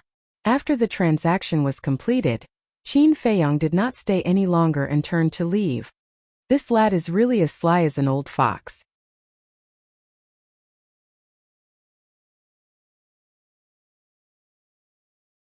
Chapter 7:18. In the corridor outside the door, Qin Yu and Qin Shi stood side by side. Seeing Qin Feiyang come out, the 2 women immediately bowed. "Don't be so polite." Qin Feiyang smiled and looked at the corridor on both sides. He didn't see the middle-aged woman, so he asked, "Where is the madam?" Qin Yu said, Someone sent her a message and left? Then let's go. Qin Feiyong nodded and walked downstairs with the two women. Seeing this, the others were all surprised. What's going on? Why did these two women go downstairs with Qin Feiyong? Lu Xingchen was also a little surprised. Soon, the three of them came to the lobby, and Qin Feiyong led them to Lu Xingchen. Greetings, young Master Lu. To Qin Feiyong's surprise, the two women bowed as soon as they saw Lu Xingchen. Qin Feiyong asked in surprise, "Do you know each other?" Lu Xingchen smiled and said, "I saw them the first time I came to the Fragrant Moon House. Do you think we know each other?" "I see." Qin Feiyong suddenly understood. "When I first came here and saw everyone bidding, I was as confused as you were at first. Later, after some inquiry, I learned that they were your maids. So I paid a high price to buy them for one night." Lu Xingchen said again. "Buy them for one night?" Qin Feiyong raised his eyebrows. "Don't get me wrong. I didn't do anything that night. I just chatted with them." Lu Xingchen laughed secretly. Qin Feiyong said, "So, you also know why they are in the Fragrant Moon House?" "Yes. It's precisely because I know that I specially brought you to the Fragrant Moon House," Lu Xingchen said. "Thank you." Qin Feiyong thanked him sincerely in his heart. If it weren't for Lu Xingchen, who knew when he would have found out about Qin Yu's current situation? "There's no need to thank me. After all, I still owe you a lot of favors." Lu Xingchen smiled faintly. At this moment, a burly man in black walked into the Fragrant Moon brothel. He glanced around the lobby and his eyes locked onto Qin Feiyong. Next, the black-clothed man walked straight to Qin Feiyong and bowed. "Greetings, young Master Qin." Qin Feiyong was stunned and asked suspiciously, "You are?" "I am a guard of the Marquis of Qianwu. Our Marquis would like to invite young Master Qin to the Marquis mansion for a chat." The black-robed man transmitted his voice. "Qianwu Marquis?" Qin Feiyong furrowed his brows. "What is it?" Lu Xingchen asked. Qin Feiyong sent a sound transmission. "The Marquis of Qianwu wants to see me. He is Feng Yun's father." "Why does he want to see you?" Lu Xingchen was suspicious. "I don't know either." Qin Feiyong replied, looked at the black-clothed man and asked, "Marquis, is there something you need from me?" The Marquis only said to invite young master to his residence as a guest. "I don't know anything else." The black-clothed man transmitted. Qin Feiyong pondered for a moment, then asked, "When are we going?" "Now. The Marquis has already prepared a banquet and is waiting for young master," the black-clothed man said. Qin Feiyong's eyes flashed. He looked at the black-clothed man and said, "Go out and wait for me." "Yes." The black-clothed man bowed, then turned and walked out. Lu Xingchen thoughtfully looked at the back of the tall and sturdy man, and said softly, "Be careful, it's a Hongmen banquet. I also have to go to the Hongmen banquet. After all, the other party is a martial marquis, and he has already set up a banquet." Qin Feiyong said, "Then what about them?" "You have to know that only the war sect is qualified to enter the temple." Lu Xingchen glanced at Qin Yu and Qin Yu as he asked. Qin Feiyong laughed. "This is very easy to arrange, just let them go to the castle." But before his voice faded, Qin Yu said, "Young master, I have a presumptuous request." Qin Feiyong laughed. "There's no harm in saying it." Qin Yu said, "It's been more than 10 years we have never returned home. We want to go home to visit our family, please help us." "You haven't gone back for more than 10 years? Qin Feiyong frowned. The two women nodded. Lu Xingchen asked, "It's the Lord of the Fragrant Moon Inn, she won't let you go back?" The two women nodded again. "Sigh, how pitiful." Lu Xingchen sighed. Qin Feiyong's eyes flashed with killing intent. Whether it was the first prince or the Lord of the Fragrant Moon Inn, they all deserved to be killed. But soon, the killing intent in his eyes was concealed, and he said with a smile, "You can go back and accompany your family." "Thank you, young master." The two were overjoyed and bowed to thank him. Qin Feiyong smiled, waved his hand, and Fatso appeared. Seeing Fatso appear out of thin air without any warning, everyone in the hall was surprised, including Qin Yu and Qin Yu. Qin Feiyong secretly said, "Escort the two of them back." "No problem, but do you want to tell them your identity?" Fatso asked secretly. "They have just regained their freedom, and their hearts have not calmed down yet, so don't tell them for the time being." Qin Feiyong sent a sound transmission. In fact, what worried him the most was that the two women felt sorry for him and discredited him. If they knew that he was the 14th prince now, they would definitely feel even more guilty and ashamed to see him again. At that time they might do something stupid. Understood. Fatso nodded. Protect them well, I don't want them to be hurt again. Qin Feiyong stood up, patted Fatso's shoulder, and turned to walk out of the Fragrant Moon Inn. The black-clothed man immediately opened a portal, and the two were about to walk in. Qin Feiyong, wait, let's talk. But at this moment, a calm voice suddenly sounded. Qin Feiyong looked in the direction of the voice, and saw a familiar figure on the opposite street through the moonlight. It was Zhuge Mingyang. The black-clothed man's pupils shrank, and he bowed. Greetings, young Master Zhuge. Zhuge Mingyang nodded, looked at Qin Feiyong and said, follow me. After that, he walked into a small alley behind him. Under the hazy moonlight, Zhuge Mingyang's expression could not be seen clearly, but there was a hint of gloominess in his calm voice. Qin Feiyong frowned and said to the black-clothed man, wait for me. Okay. The black-clothed man nodded, and after Qin Feiyong entered the alley, there was a hint of suspicion in his eyes. In the alley, the buildings on both sides blocked the moonlight, making the place extremely gloomy. Qin Feiyong and Zhuge Mingyang stood facing each other. Zhuge Mingyang said, Qin Feiyong, I really can't see through you. Can you tell me who you are? Qin Feiyong's heart skipped a beat, and he said with a smile, why do you say that, brother Zhuge? The first prince said that you are addicted to beauties because you have tasted the forbidden fruit, but I don't believe him. So just now, I sent a message to the brothel keeper of the Fragrant Moon Inn to ask her about the situation. Zhuge Mingyang said. Qin Feiyong suddenly said, so it was you who sent her a message? That's right. According to the brothel keeper, from the time Qin Yu and Qin Shi entered the Chunyi pavilion to the time you asked Qin Shi to call her, it was only a few hundred breaths of time. I don't understand. How can a person who is greedy for beauties find pleasure in such a short time? Brother Qin, please answer this question for me. Zhuge Mingyang said, his eyes becoming a little sharp. Qin Feiyong's pupils shrank. Zhuge Mingyang was really meticulous. At the same time, he was also quite angry. At that time he was angry and anxious and neglected this point. Nothing to say? Then let me say it. You didn't have any physical contact with Qin Yu and Qin Shi. There must be other reasons for you to help them. Zhuge Mingyang said. Qin Feiyong said calmly, then I also want to ask Brother Zhuge a question. You are such a smart person, why do you want to work for the first prince? I have already answered this question. The princes are fighting openly and secretly. If I don't choose a side, I will be implicated sooner or later. Zhuge Mingyang said. Qin Feiyong said with a faint smile, you can only deceive others with this kind of nonsense. Zhuge Mingyang frowned and said, whether you believe it or not, this is the truth. Now it's time for you to answer my question. Okay. I admit, I only helped them because I saw that they were pitiful. Qin Feiyong said helplessly. He was not pretending, he was really helpless. Originally, he wanted to say that he had some relationship with Qin Yu and Qin Shi. But, how could a person who had just entered the imperial capital have a relationship with the maids of the imperial palace? So he really couldn't find any other reason. This makes me even more puzzled. The hostesses of the Fragrant Moon brothel are even more pitiful than them. Why didn't you help them? Zhuge Mingyang said. Yes, they are all very pitiful. After all, in this world, no woman is willing to put down her self-esteem to please those men.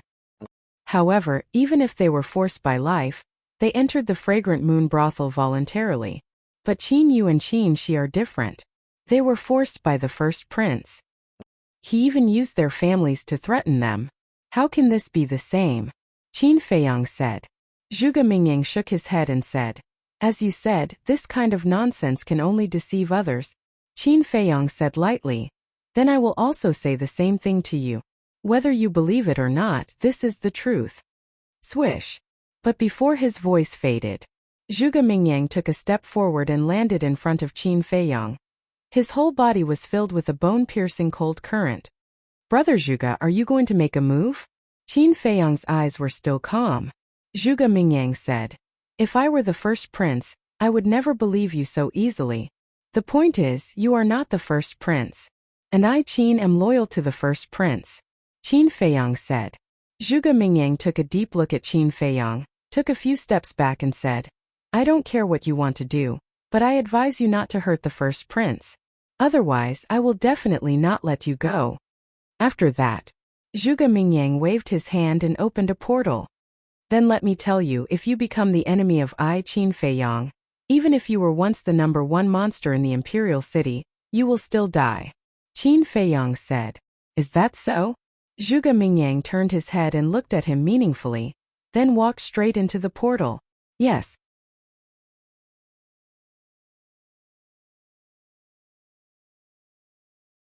Chapter 719.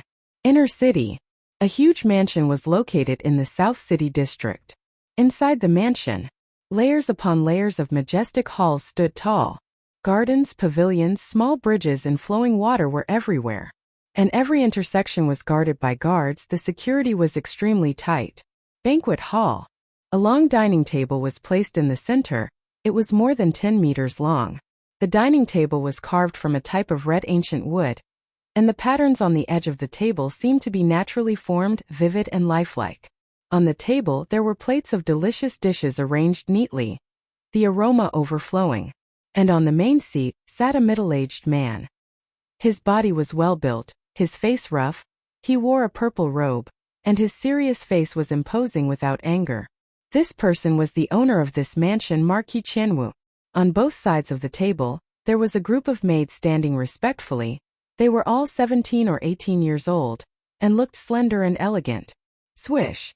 Outside the door, two figures appeared out of thin air. It was Qin Feiyang and the black-clothed man. The black-clothed man bowed and said, I will go and report, young Master Qin, please wait for a moment. Qin Feiyang nodded, curiously looking at the surroundings. Although he knew Marquis Qianwu, it was his first time in Marquis Qianwu's mansion. At the same time, the black-clothed man turned and walked into the banquet hall, looking at Marquis Qianwu. He said respectfully, Marquis Qin Feiyang has been invited. He is now outside the door. Marquis Qianwu, who had been keeping his head lowered, finally raised his head, two rays of light bursting out of his eyes. Invite him in. His voice was filled with power, and it carried a great sense of majesty. Yes. The black-clothed man replied respectfully, turned to look at the door, and said loudly, Young Master Qin, Marquis invites you in. Duh! Accompanied by a series of footsteps, Qin Feiyang walked in with large strides. After more than 10 years, Marquis Qianwu's appearance had not changed much, but the aura he emitted was stronger than before. Qin Feiyang stood opposite Marquis Qianwu and cupped his hands. Greetings, Marquis. Marquis Qianwu nodded. He sized up Qin Feiyang and said, Have I seen you somewhere before? Qin Feiyang felt a chill in his heart. Could it be that he had been seen through? He asked calmly, Marquis, why do you say that? Marquis Qianwu said, Your eyes give me a sense of déjà vu, as if I've seen them many years ago. Qin Feiyang's pupils contracted. The older the ginger, the spicier it was. After interacting with the first prince for so long, he had not noticed anything amiss. However, the moment they met, the Marquis of Qianwu managed to catch a glimpse of it.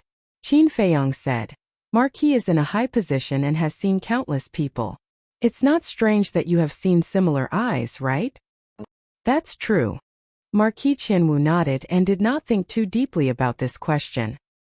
He extended his hand and said, Please take a seat. Qin Feiyang secretly heaved a sigh of relief. He did not stand on ceremony and sat opposite Marquis Qianwu. Marquis Qianwu looked at the maid beside him and instructed, Pour wine for young Master Qin. A maidservant immediately stepped forward with a wine pot.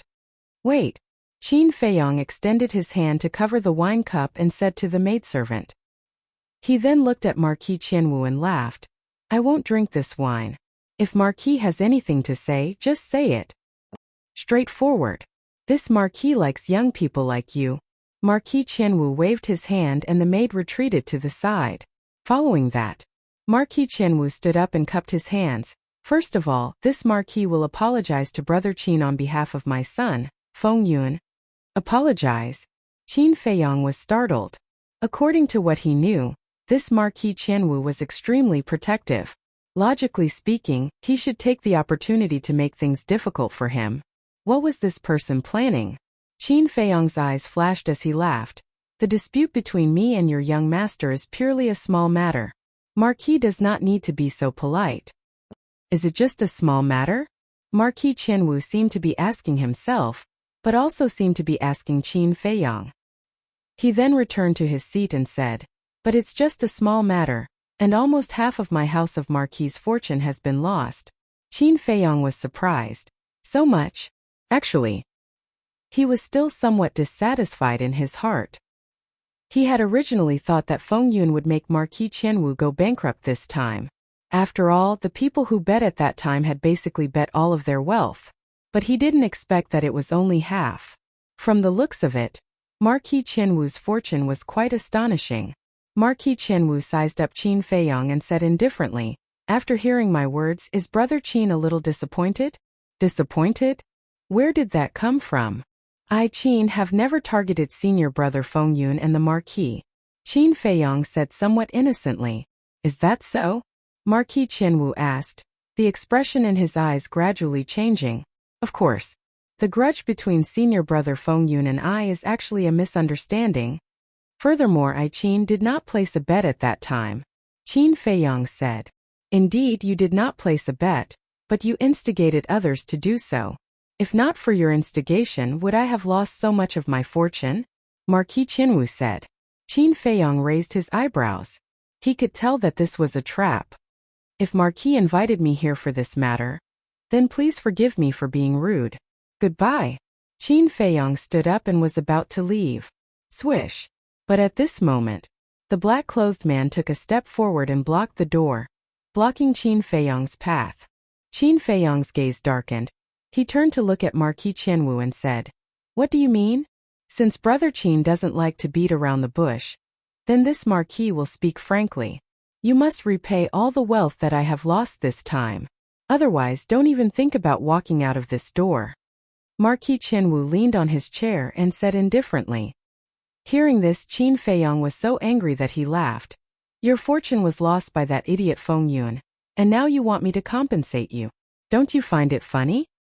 Whether Feng Yun is stupid or not is his business, and whether you compensate or not is your business. It has nothing to do with each other. Marquis Qianwu said. Qin Feiyang sneered. First peaceful means, then force. Marquis is indeed worthy of being an overlord. Marquis Qianwu's gaze was cold as he said, young man, think carefully before you speak. Less trouble comes from the mouth. Is that so? Qin Feiyang's mouth lifted as he laughed. Then I will kindly advise Marquis, don't think too highly of yourself, be careful of falling. He actually dared to speak to the Marquis like this? The maids and the black-clothed man all felt that it was inconceivable. Haha, Marquis Qianwu laughed loudly and said, little brother is indeed as the rumors say. Your courage is outstanding, but in front of this Marquis, those who are bold will often die early. Haha. Qin Feiyang laughed faintly. Since he could not leave, he walked to the dining table and sat down on the chair. It seems that little brother is a tactful person. Marquis Qianwu laughed, thinking that Qin Feiyang had compromised. Qin Feiyang could not be bothered with him, and looked at the maid beside him saying, give me the wine. The maid was startled, and could not help but look at Marquis Qianwu. Give it to him. Marquis Qianwu said. Yes. The maid obediently brought over the wine jug. Qin Feiyang grabbed the wine jug and started to drink without caring about anything else. Gradually, Marquis Qianwu also lost his patience and said, when do you plan to compensate? The wine of the Marquis's mansion is delicious. Qin Feiyang praised. He raised his head to look at Marquis Qianwu, and asked curiously, how many gold coins is Marquis going to ask me to compensate? Forget about the gold coins, I want your potential pill formula. Marquis Qianwu said. His eyes filled with greed. Marquis's appetite is not small. Qin Fei chuckled. A treasure like the potential pill should not fall into the hands of a small figure like you. Hand it over. This Marquis will treat you as an esteemed guest. But if you don't hand it over, today will definitely be the day you die. Marquis Qianwu said with a confident smile on his face. Haha. Qin Feiyang laughed out loud and said, sure, but I have a condition. Speak. Marquis Chinwu said. Qin Feiyong threw away the wine cup, directly grabbed the wine jug, and raised his head to drink. At this moment, it was as if a flame was burning in his heart. The blood in his body seemed to be boiling as well. Crack! Just like that, he finished the entire jug of wine. Then, he exerted force with his hand and the wine jug shattered. Following that, he raised his head and stared at Marquis Chenwu, revealing a mouthful of pure white teeth, and said, "Kill your son with your own hands, and I will give you the potential pill formula." Pow! Hearing this, Marquis Chenwu suddenly stood up and slammed his palm onto the dining table. The dining table was instantly torn apart. The dishes on the table splattered all over the floor. "Why are you so agitated? You must know that this is a potential pill. Compared to your useless son, it is much more valuable." Looking at the angry Marquis Chenwu, Qin Feiyong was not the slightest bit nervous. He sat on the chair as steadily as Mount Tai, and looked at Marquis Chenwu with a smile. "Kid, you're courting death." Marquis Chenwu laughed sinisterly and shouted, "Take him down." Shua!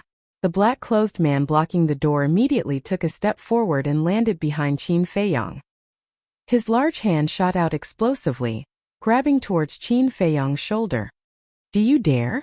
Qin Feiyong laughed in ridicule, and slowly took out the Crown Prince's token, holding it in his hand and playing with it. That is, when Marquis Chenwu saw the Crown Prince's token, his eyes were immediately filled with bewilderment, and he immediately shouted to the black-clothed man, "Wait!" The black-clothed man's hand was already grabbing Qin Feiyong's shoulder, but when he heard Marquis Chenwu shout, he immediately let go and looked suspiciously at Marquis Chenwu. "Look at this!" Qin Feiyong raised the Crown Prince's token and waved it in front of the black-clothed man's eyes without turning his head. This is the Crown Prince's token." The black-clothed man's expression changed. This Qin Feiyong was actually the first prince's guest of honor? Marquis Chenwu also froze there, not knowing what to do. The first prince had already been appointed as the crown prince.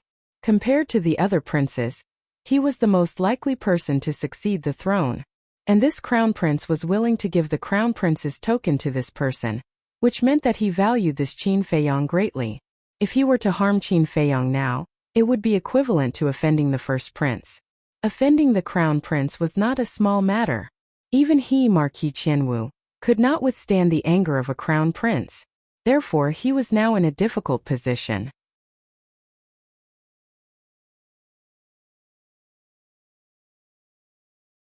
Chapter 720. Hearing Qin Feiyong's question, Marquis Chenwu's face became gloomy. Finally, he gritted his teeth and sneered. "Do you think that just because you are an honored guest of the first prince, you have the qualifications to be arrogant in front of me? It seems that the person who has been arrogant all this time is you, right?" Qin Feiyong laughed faintly. "Haha," Marquis Chenwu laughed, but his eyes were filled with killing intent. "What is it?" Qin Feiyong raised his eyebrows and said, "You still plan to make a move?" "Yes. As long as you do it cleanly, even if the first prince finds out about your death, he won't know who killed you." "Kill him." Marquis Chenwu sneered, and gave the order to the black-clothed man without hesitation. However, the black-clothed man looked at Marquis Chenwu with a troubled expression. Marquis Chenwu said angrily, "Do it, didn't you hear me?" "I?" The black-clothed man stammered, as if he had something that was hard to say. Qin Feiyong kept the crown prince's order, and said indifferently, "Don't force him, he won't dare to make a move."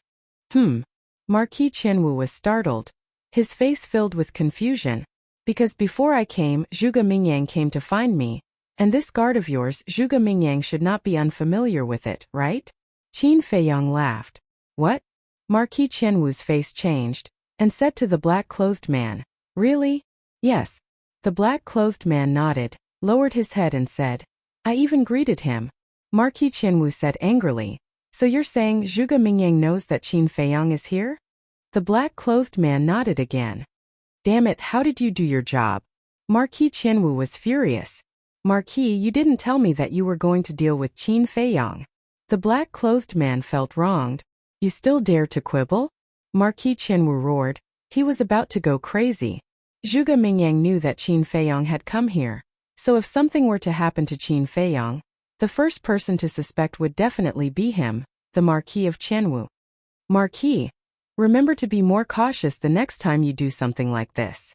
Qin Feiyong stood up and looked at the Marquis of Qianwu in ridicule before turning around and walking towards the door. At the same time, he could not help but sigh in his heart. He didn't expect that Zhuge Mingyang's suspicion would save his life. Sometimes fate played tricks on people. If Zhuge Mingyang did not suspect him and did not come to the Fragrant Moon brothel to look for him, then he would have been in deep trouble today. But just as Qin Feiyong reached the door, suddenly, a blood-curdling scream rang out. Qin Feiyong was shocked. He hurriedly turned his head to look, and his expression changed on the spot. A huge bloody hole had appeared on the back of the black-robed man. Blood was gushing out. What's going on? Qin Feiyong was bewildered. He looked at the Marquis of Qianwu, only to see that the Marquis of Qianwu had raised his arm. His fingertips were still filled with battle qi. It was obvious that the black-robed man was killed by the Marquis of Qianwu. But why did the Marquis of Qianwu do this? The surrounding maids also turned pale as they looked at the Marquis of Qianwu, their bodies trembling. But before Qin Feiyong could figure out the situation, the Marquis of Qianwu actually tried to kill the maids again. Streaks of battle qi tore through the sky and shot into the maids' foreheads like sharp arrows. In the blink of an eye, other than Qin Feiyong, everyone in the banquet hall had lost their lives. However, before it was over, the Marquis of Qianwu rushed out of the banquet hall and killed all the guards around him. Then, he returned to the banquet hall and closed the door. What are you doing? Are you crazy? Qin Feiyong looked at the Marquis of Qianwu in shock and anger, a strong sense of unease rising in his heart. Haha, I am crazy.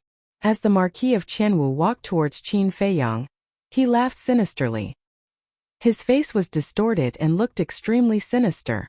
At the same time, his entire body was filled with hostility, like a wild beast that had gone mad. Qin Feiyong's face darkened.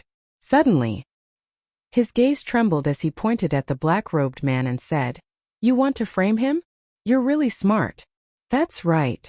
When this Marquis kills you and the first prince investigates, this Marquis will say that it was this guard who killed you while this Marquis wasn't around. And right now there's only you and me. As long as you die, there will be no evidence." "How is it? You didn't expect this Marquis to be so smart. Little bastard, don't think that just because you have the Crown Prince token, you can eat this Marquis. You're still too inexperienced." The Marquis of Qianwu laughed sinisterly. "You really deserve to die." Qin Feiyong clenched his fists. In order to achieve his goal, he actually used such despicable methods. He was simply shameless to the extreme. "Go to hell, little bastard.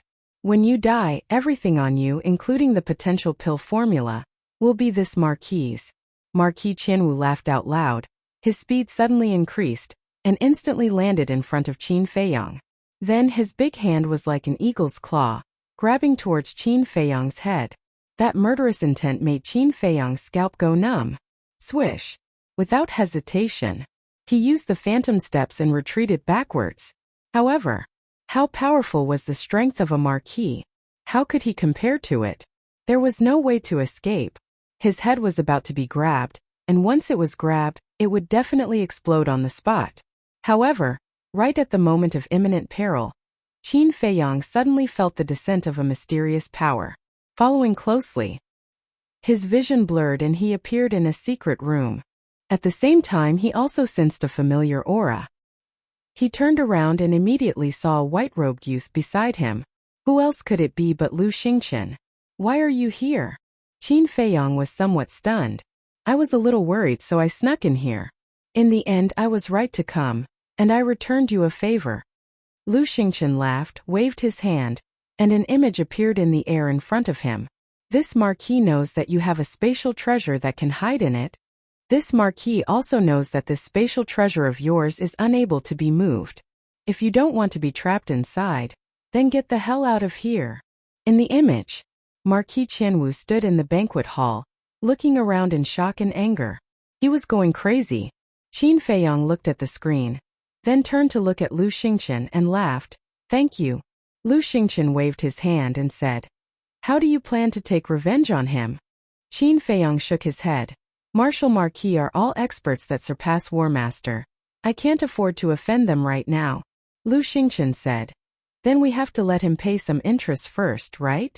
That's a must. Since he likes his idiot son so much, then I'll make an example out of him. Qin Feiyong's eyes flashed with a cold light. Interesting. Lu Xingchen chuckled, and immediately controlled the spatial divine object to leave the banquet hall. The spatial divine object that was exposed to the outside world was like a speck of dust, so as long as there was a gap it could fly out. After leaving the banquet hall, Qin Feiyong appeared in a garden. At this moment, it was almost late at night, and the entire garden was quiet. Qin Feiyong did not hide, because there was no need. Marquis Qinwu thought that he was still in the banquet hall, so the people outside had no idea what was going on. Just like that, he openly walked along a narrow path in the garden. 10 breaths later, he walked to a fork in the road. Here there was a guard. Who is it? Hearing the footsteps, the guard immediately became vigilant. Qin Feiyong walked out from the darkness, cupped his hands and smiled. I am Qin Feiyong, greetings brother. The guard was startled and asked suspiciously, weren't you in the banquet hall?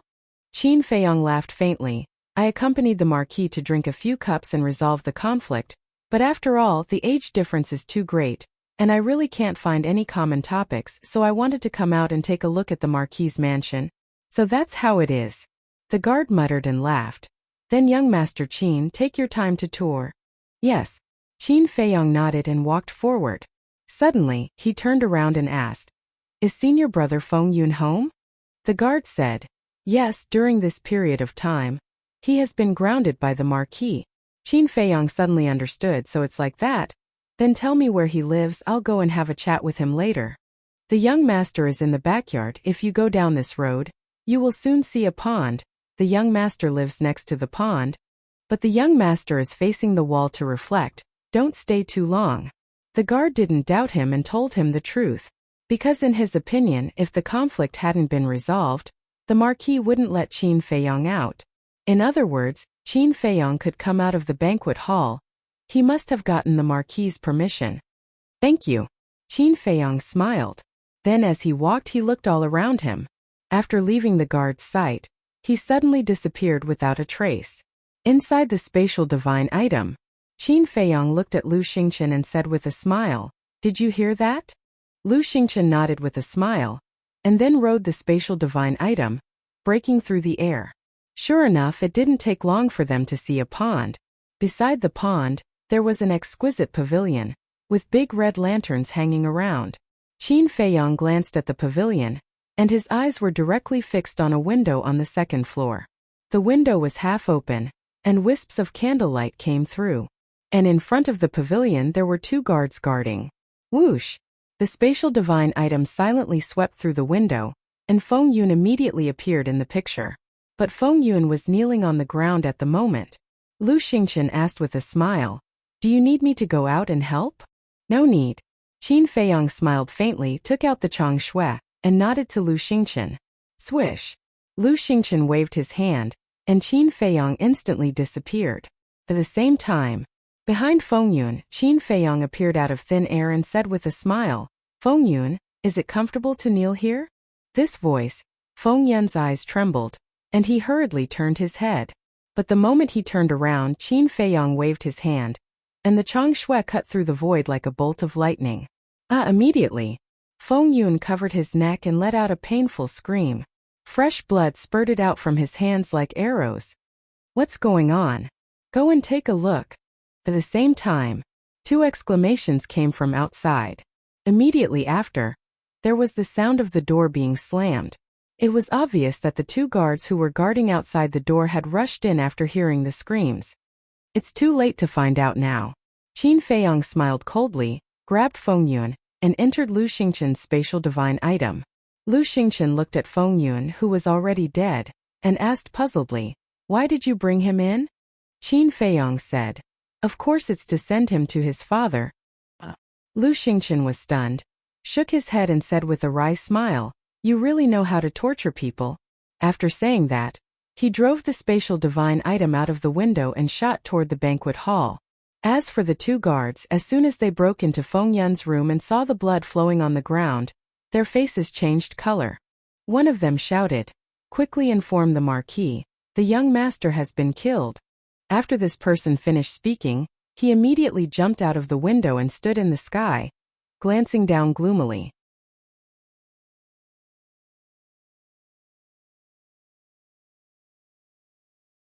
Chapter 721. When Marquis Chenwu received the message, his first thought was disbelief. Because the Marquis's mansion was heavily guarded, it was impossible for someone to break in without anyone knowing and harm his son. But that guard was his trusted aide, so it was impossible for him to lie. "Who is it?" He looked at the shadow of the guard and said angrily. The guard knelt on one knee and said, "This subordinate is incompetent and did not see this person's face. I did not even know that someone had entered young master's room." "Weren't you guarding outside? How could you not know? Are you neglecting your duties?" Marquis Chenwu said angrily. "This subordinate does not dare. The two of us have been guarding outside the door and have never left. We are sure that we did not see anyone enter." The guard said anxiously, "If anything happened to Feng Yun, he would definitely not have a good ending." "Damn it!" Marquis Chenwu stomped on the ground, his face looking extremely ferocious. He did not think about Qin Feiyang, because he thought that Qin Feiyang was in the banquet hall. "Qin Feiyang, come out quickly, this Marquis does not have time to waste with you." He looked at the position where Qin Feiyang disappeared and said gloomily. However, no one answered him. "Little bastard, aren't you very arrogant? Come out if you have the guts." He could not help but roar. Bang! But before he finished speaking, a bloody corpse fell in front of him out of thin air. He was slightly taken aback, looked down and immediately bared his teeth. Wasn't the corpse lying in front of him his son, Feng Yun? "Who? Get out here for this Marquis." He scanned his surroundings, his eyes filled with killing intent. Swish! Suddenly, a white figure materialized. It was Qin Feiyang. The moment he appeared, he cupped his hands and said with a smile, "Marquis, I am deeply sorry for my previous offense, so I specially sent you a big gift." "Big gift?" Marquis Chenwu was stunned. Qin Feiyang said with a faint smile, "Can't you see? Your son is my big gift to you." "What? You killed Feng Yun?" Marquis Chenwu was surprised. "Yeah. You've been so good to me, so of course I have to repay you. How is it? Are you satisfied?" Qin Feiyang grinned. "Impossible. Isn't your spatial treasure immobile?" Marquis Chenwu had a look of disbelief. "The information you obtained might not be true. My respected Marquis, remember this lesson. Don't provoke me again." Qin Feiyang sneered and instantly disappeared without a trace. "Come out. I'm going to kill you. This Marquis is going to eat you alive and tear you to shreds." Seeing Qin Feiyang disappear again, Marquis Chenwu was so angry that he roared again and again. Even the roof of the house was overturned. But all of this had nothing to do with Qin Feiyang. In the air above the Marquis estate, the spatial divine object was as fast as lightning. "Brother Qin, assassinating the son of a Marquis is not a small matter. How do you plan to deal with the aftermath?" Lu Xingchen asked. Qin Feiyang pondered for a moment, and was about to speak, but at this time, the image crystal in his arm suddenly made a sound. Taking it out, it turned out to be Fatso's message. However, when Fatso's image appeared, Qin Feiyang's heart skipped a beat. Because at this moment Fatso's face was filled with grief and self-blame. Moreover, he did not speak for a long time. "What's wrong?" Qin Feiyang asked. "Boss, I'm sorry." Fatso lowered his head and said. Hearing this, Qin Feiyang suddenly had an ominous premonition. Fatso was silent for a moment, then gave Qin Feiyang a coordinate and said, "Come over and we'll talk." With that, Fatso turned off the image crystal. Lu Xingchen said in surprise, "Fatso rarely has such an expression. Could it be that something happened to Qin Yu and Qin Shi?" "Get out," Qin Feiyang said in a deep voice. Lu Xingchen waved his hand, and with Qin Feiyang, appeared in the sky above a certain place of the Marquis's mansion. Then, Qin Feiyang opened the portal and rushed in without looking back. Lu Xingchen thought for a moment, and also rushed into the portal. The next moment, the two of them landed in an abandoned house. Fatso was in front. and on the ground in front of Fatso there were two people lying on the ground. Qin Feiyang hurriedly walked up. If these two were not Qin Yu and Qin Shi, who else could it be? But at this moment, there was a dagger in the hearts of the two women. Blood was gurgling. They were already dead. Qin Feiyang grabbed Fatso's clothes on his chest and said angrily, "Tell me what's going on?" Fatso's face was full of self-blame. Lu Xingchen looked at Qin Yu and Qin Shi and comforted. "Brother Qin, calm down, listen to Fatso slowly." Qin Feiyang let go of his hand and shouted in a low voice, "Speak." Fatso said, "Take a look at this house first." Qin Feiyang glanced around. In this place the ground was riddled with holes and piled with dead branches and rotten leaves. The surrounding houses were also dilapidated, with spider webs everywhere. It was obvious that they had been abandoned for a long time. "This is," Qin Feiyang frowned. Fatso said, "This is Qin Yu's home." "What?" Qin Feiyang's eyes trembled. Although he had a good relationship with Qin Yu, he had never been to Qin Yu's home. He only heard Qin Yu say that it was in the 10th city district. Lu Xingchen asked, "Why is it so abandoned?" Fatso pointed to a well next to him and said, "Go there and take a look." Qin Feiyang and Qin Shi walked over and looked down. When they saw the scene at the bottom of the well, even with their temperament, they couldn't help but feel their scalps tingle. The well had dried up, but at the bottom of the well there were piles of bones. Fatso walked to the two and said, "The owners of these bones are Qin Yu's family." "Qin Yu's family?" Qin Feiyang's eyes trembled as he said in a deep voice, "Who did this?" "Take a look at this." Fatso took out a token from his arms. The token was completely black, and there was a thin layer of rust on its surface.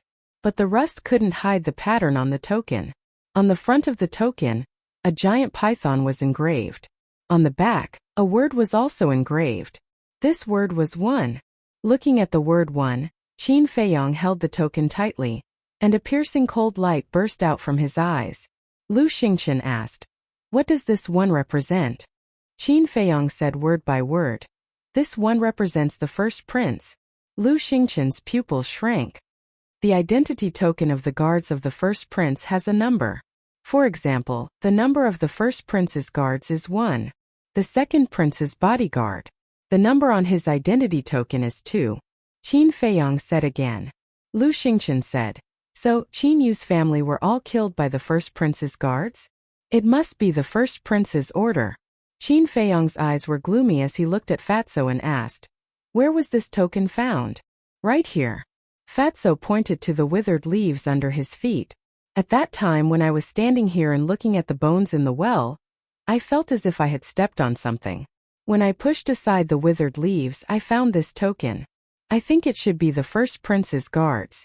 When they were dealing with these corpses, they accidentally left it behind. And when we came here, there was a big stone blocking the well. At that time, Qin Yu also recognized at a glance that this was the identity token of the first prince's guards. So it immediately occurred to me that these people were all killed by the first prince's order." Fatso said. Qin Feiyang looked at the ground next to him. Sure enough, there was a big black stone. And the traces of weathering were very serious. Qin Feiyang asked, "Then what about Qin Shi's family?" Fatso said, "Qin Shi's family is all dead. The situation is almost the same as here." Qin Feiyang said, "So they chose to commit suicide?" "Yes. At that time, they might have guessed that I would stop them from committing suicide. So they sent me away and asked me to go to this well to help take out these bones, saying that they wanted to find a place to bury them. But as soon as I went down, I heard their painful cries. By the time I came up, there was already a dagger in their hearts. Boss, I'm really sorry. It was my carelessness that led to their deaths." Fatso lowered his head, his face full of guilt. Qin Feiyang turned his head to look at Qin Yu and Qin Yu. He sighed and said, "They insisted on dying. Even if you had stopped them at that time, they would have continued to look for opportunities to commit suicide. You can't be blamed for this. There's one more thing. Before they died, I told them who you were. Both of them were very happy to hear that you were back. They also said that they were sorry and asked you to forgive them." Fatso said, "The one who should say sorry is me." Qin Feiyang walked to Qin Yu and Fatso and muttered to himself. His eyes couldn't help but become misty. Sigh. The two of them stayed in Fragrant Moon brothel and endured the humiliation because they wanted to protect their families from the first prince. But, by the time they returned, they discovered that their families had already been killed by the first prince. Even we might not be able to bear such a blow, let alone two weak girls. Truly lamentable and hateful. Lu Xingchen deeply sighed, his face full of sympathy for the two. All of this started because of me. If not for me, they wouldn't have had to endure the humiliation of 10-odd years in Fragrant Moon brothel. If not for me, their families wouldn't have been killed. Since all of this started because of me, then it's time for me to end it, Qin Feiyang muttered. But as he finished speaking, his hands suddenly clenched, his eyes bursting with intense killing intent. Lu Xingchen's eyes trembled, and he hurriedly said, "Brother Qin, you can't let your emotions affect your decisions." Fatso also advised, "Yes, boss, the first prince does deserve to die, but now is not the time. Even if the people around me die, I still have to endure. Then am I still worthy of being a man?"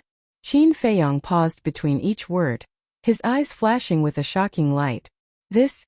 Fatso and Lu Xingchen looked at each other. "I'll return to the shrine first. You bury them properly, then come back to the shrine to find me," Qin Feiyang said to Fatso, then opened a teleportation gate and strode in with the rusty black token. Lu Xingchen frowned and sighed. "It seems that we can't persuade him. It's useless to persuade boss when he has decided on something. Just wait, the sky of the imperial capital is about to change." Fatso smiled coldly, carried Qin Yu and Lu Xingchen into the well, and placed them on the bones. "Don't worry.